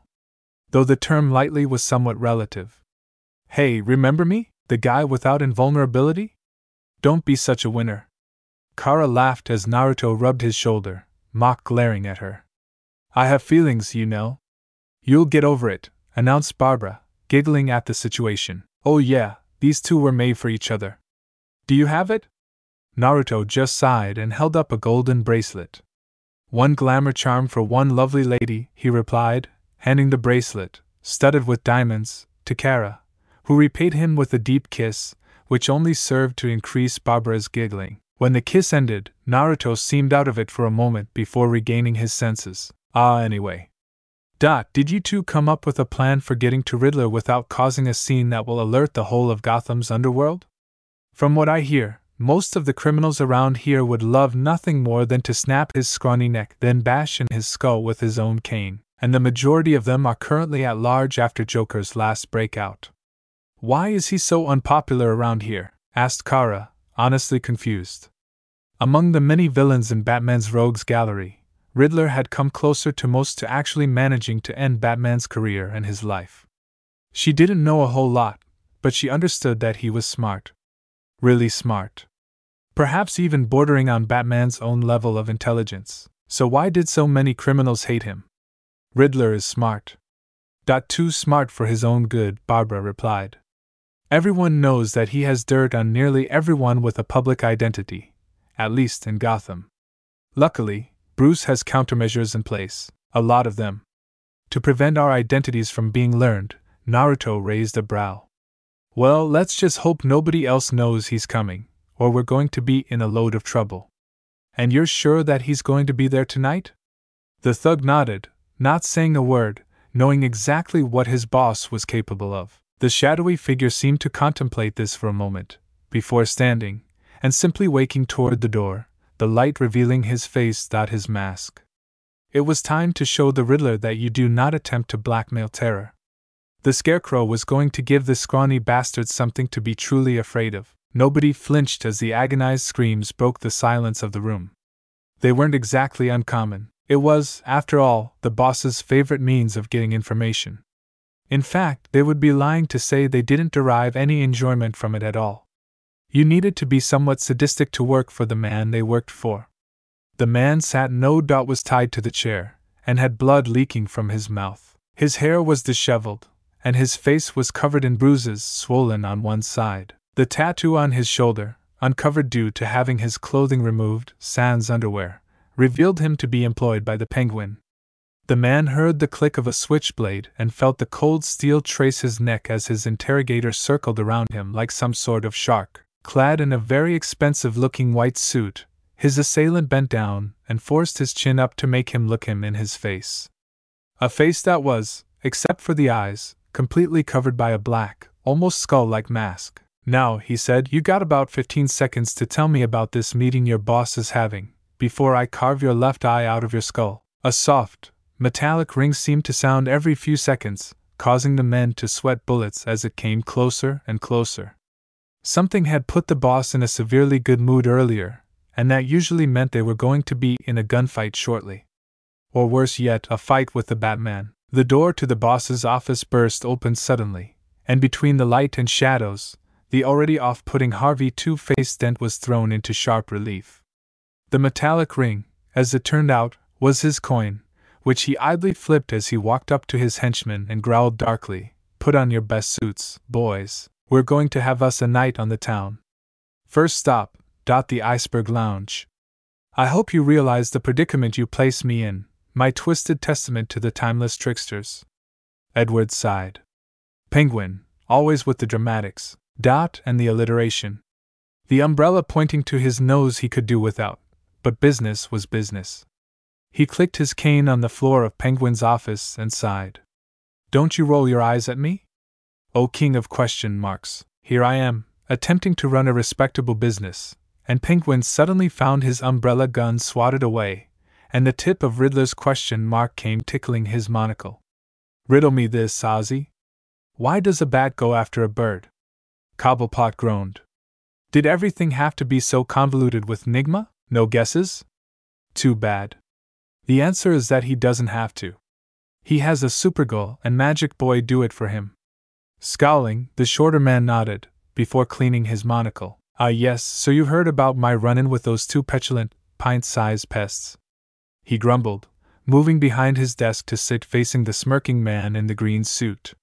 There was something about that smirk that was so irritating. The man was so cocky and arrogant.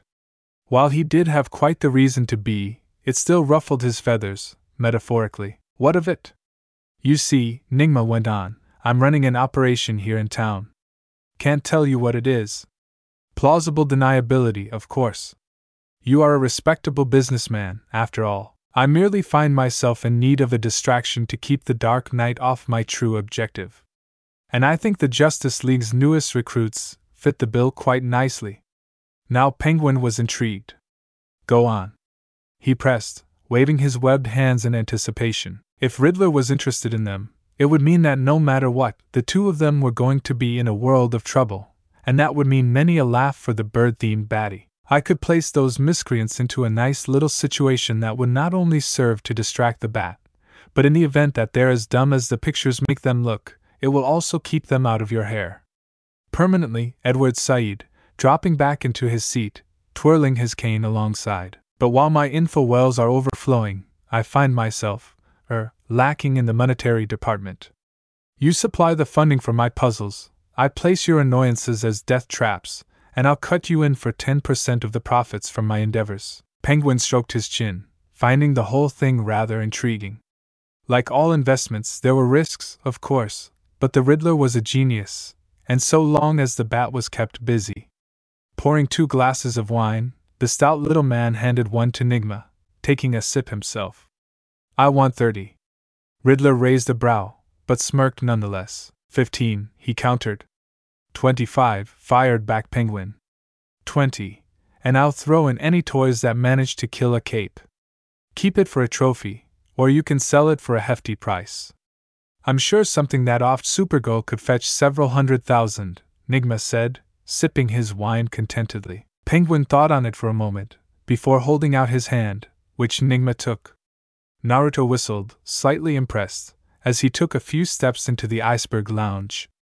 It was the first time he was actually in the club itself, having previously only acquainted himself with the Penguin's office. The girl on his arm pulled him in close, and he looked to Kara, masked by the glamour she wore on her left wrist. Her long, blonde hair had been replaced by raven locks, sculpted into a pixie cut. Barbara was right, the white dress definitely looked better, and let Supergirl show off a bit of leg. Swanky place? Dot see anything unusual? Kara scanned the room as the two were led to a table. Hey, I'm not Batman, she whispered under her breath. Between the music and how quietly she spoke, there wasn't much chance anyone but her boyfriend could hear. When I know something, you'll know something. Naruto, like herself, now sported dark, black hair, gelled back, and his whiskers were concealed. He pulled at the collar of his tux. He never was one for dressing up, but between the glamour and Naruto's skill with the transformation jutsu, nobody would ever suspect that the two weren't of age. Looking across the room, he gave a nod to Dick and Barbara, who managed to get in on reputation alone. The commissioner's daughter, and the ward of Bruce Wayne. Penguin would eat his umbrella before turning away guests like those. Dick nodded back, smirking a bit as Naruto again tugged at his collar. Trust me, I've been there, rang Nightwing's voice in Naruto's earpiece. You get used to it, Cammy, I hope not, Naruto announced, and both Kara and Barbara giggled at his discomfort, though Supergirl at the very least leaned across the table and gave Naruto a peck on the cheek. Keep those coming, 'cause you owe me big for having me wear this damn tux. Small group coming in the back entrance, Kara whispered suddenly, her eyes slightly aglow as her X-ray vision penetrated the walls of the building. Gross, what happened to this guy's face? Let me guess, exactly half of it looks mangled and melted. Nightwing asked, getting a confirmation from Supergirl. I take it that this is the famous Two-Face Harvey Dent? Kara asked. Whoa, there's another group coming in, and this guy the first don't know. What's he look like? Asked Barbara, using her menu to hide her eyes and moving lips. You know anyone that wears a creepy-looking black skull mask? Nightwing and Batgirl both cursed under their breath, knowing exactly who Kara was describing, narrowing their eyes as the lights narrowed as the entertainment made their way onto the stage. The 3 young ladies each stepped up to a microphone, one with fiery red hair down to the small of her back, wearing a very tight, green dress, took center stage. Her 2 companions, a blonde in a matching red dress, and a brunette in a gold dress, each stood on either side of her, and slightly behind. Naruto stared at them. There was something off about them, but he couldn't put his finger on what it was. The lead girl turned to the live band and with a wink, practically whispered into her microphone. Take it away, boys. As the band began to play, Kara's eyes lit up. Put your tongue in my ear, it's queer, but kinda fun, the lead singer started. Oh man, I love this song, Kara practically squealed and gripped Naruto's hand, dragging him out on the dance floor. Seeing this, Dick just smirked while Barbara desperately had to keep from laughing, despite the seriousness of the mission. Think we should tell him that the entertainment has been replaced by Clayface? Dick asked, he and Barbara having noticed almost immediately due to the effect the hot spotlight was having on the 3 disguised hunks of clay.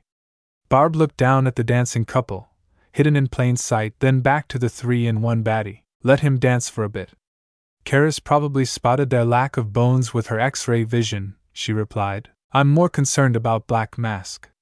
What's he doing, skulking around? He's normally more direct. I'm surprised he hasn't started shooting the place up by now.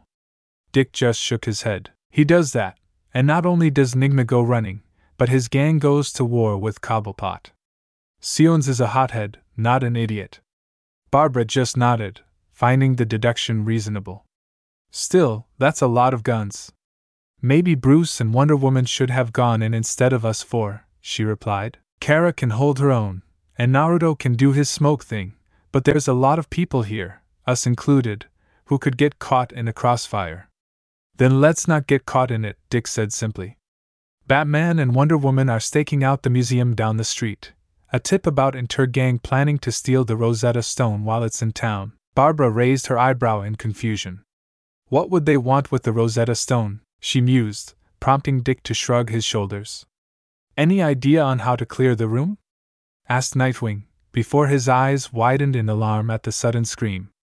All eyes suddenly shot to the door, Penguin's security being thrown across the floor by a group clad in gas masks, a greenish-gray gas beginning to filter in. I'm not the world's greatest detective, but I'm pretty sure that that's Scarecrow. That's four, not counting Nigma and Penguin themselves. But at least it's getting the room cleared, Barbara said, watching the panicked guests, influenced by Scarecrow's fear toxin, flooding out any building exit they could find. She gladly took the offered gas mask from Dick, who had pulled it from the pocket of his utility belt, hidden beneath his tux. Each nodding, they ducked beneath the tables, using the tablecloths to hide their costume changes. Kara took a deep breath and held it, while Naruto used the gas to his advantage, smoking and blending in with it, unseen by the screaming masses, or the Scarecrow and his goons. Well shit, looks like we got a party after all, chuckled Black Mask, he and his own thugs entering from the back. One of them activated the ventilation system, to begin clearing Scarecrow's fear toxin from the room. So which of us is the crasher here? That would be me. Siones heard the gun being cocked and quickly ducked low, slamming his elbow into his attacker, before turning, grabbing him by the shoulders and tossing him several feet through the air, crash landing through a table. The would-be assassin stood, revealing his identity to Siones, who gained a cocky smirk beneath his mask. Dent, he greeted, placing his gun free hand into his pocket. Siones, replied Two-Face, who quickly flipped his coin. He too smiled slightly upon seeing the result. Coin didn't want Cha dead, anyway. I assume we're all here for the same reason. Turning, the two gangsters watched Scarecrow, made up to look like the corpse of a southern preacher, approaching. On either side of him, two of his own henchmen. Unfortunately, you'll both have to wait your turn. Nigma is mine. With a snap, his bodyguards trained their automatic rifles on the two gang leaders, who in turn aimed their guns at Scarecrow, and each other. The rest of their flunkies followed suit. Sorry, Crane, growled Siones, but it ain't fun torturing someone who's already been tortured. Takes the sport out of it, Two-Face snorted. Please, I got two good reasons why I should get the rent first, he announced, pulling out a second gun, cocking it as well. One between the eyes for both of you. Before he could pull the trigger, a whirring noise filled the air for a split second, before two objects slammed into Dent's hands, knocking his aim to the floor, and causing him to fire. Looks like we got a good old-fashioned Mexican standoff. Nightwing and Batgirl dropped, landing on stage, behind where the separated Clayface was pretending to be cowering on the ground. With a mighty backspin kick, Batgirl sent the three flying at the rival villains. Can't we all just learn to get along? Dick finished. Knowing they had been spotted, the three girls' colors faded into a muddy brown color, and as they landed on the enemy gangs, they connected and stretched, snagging as much of the group in clay as was possible, before from the writhing mass of mud and clay, a lumpy figure began to rise. Okay, bird boy, I'll bite. How do you know it was me? He asked, slamming his foot down on the chest of a struggling gunman, cracking a few ribs. Are you kidding, Gruesome? Asked Batgirl, putting her hands on her hips. You were practically baking in that spotlight. I'm surprised you had enough moisture left to move as much as you are now. In fact, let's bake you some more.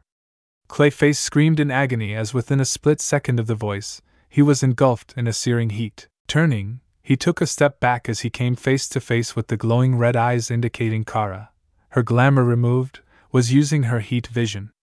Rearing his arm back, he slammed it into the girl of steel, surprising her with his strength, sending her crashing into the cold water of the lounge's pool. Stunned enough to lose concentration, he wasn't able to hold his captive, who hastily backed away, while training their weapons on the young heroes. "Two bad brats, two of us," Black Mask announced, inching closer to Dent. "Just your style, Harv." While the unblemished side of his face remained neutral, the scarred half twisted into a grin. While Clayface tried to take on Batgirl and Supergirl, with numerous goons trying to shoot the girls, Scarecrow went in with a wicked-looking scythe, swinging wildly at Nightwing. Holding up his pistol, he took aim.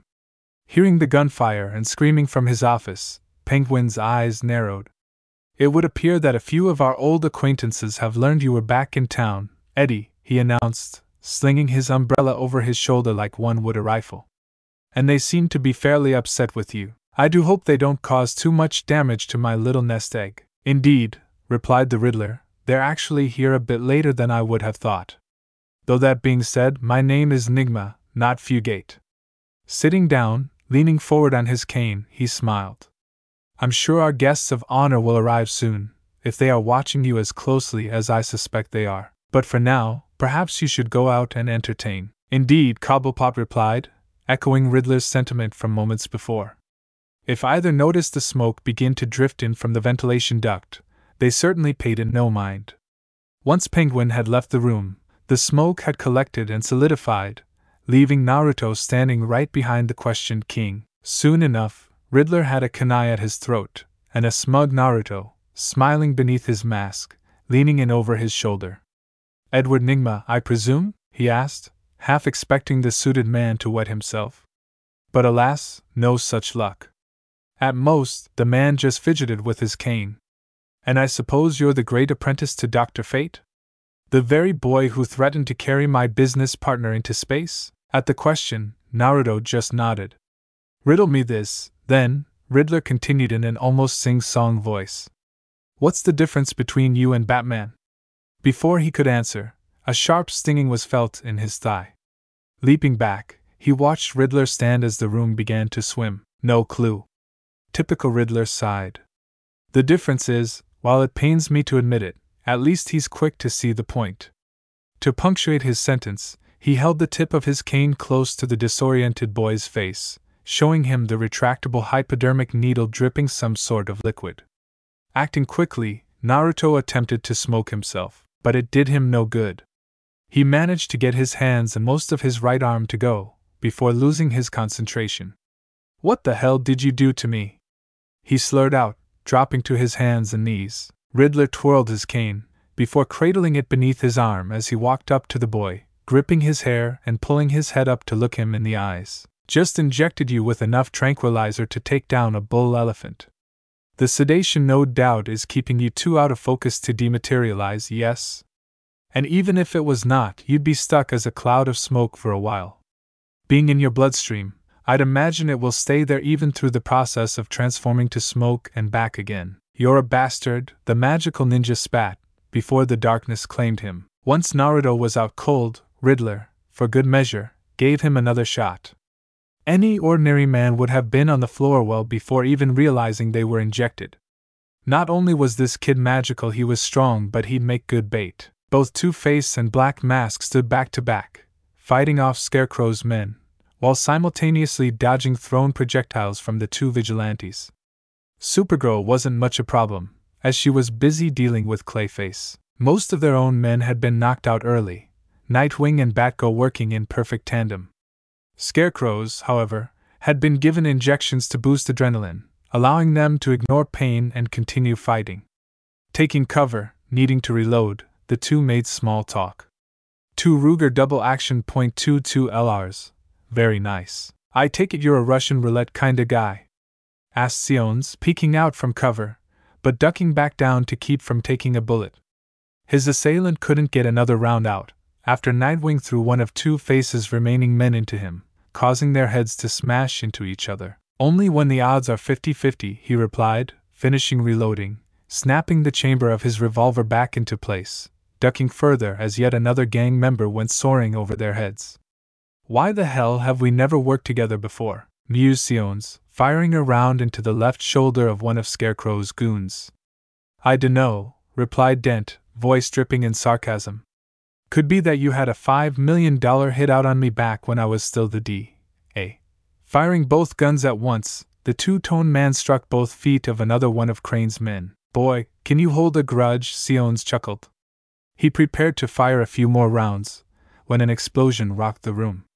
Looking up, everyone, hero and villain, took note of the irritated little man, holding the umbrella that just fired an RPG into Clayface, knocking him into the pool. That will be quite enough of that, the stout little man demanded.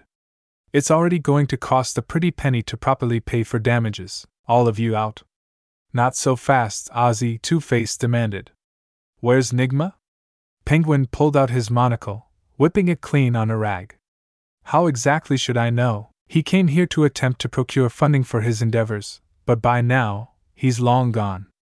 I'm afraid you've come for nothing, all of you, he replied, emphasizing the last bit as he glared at Batgirl, Supergirl, and Nightwing.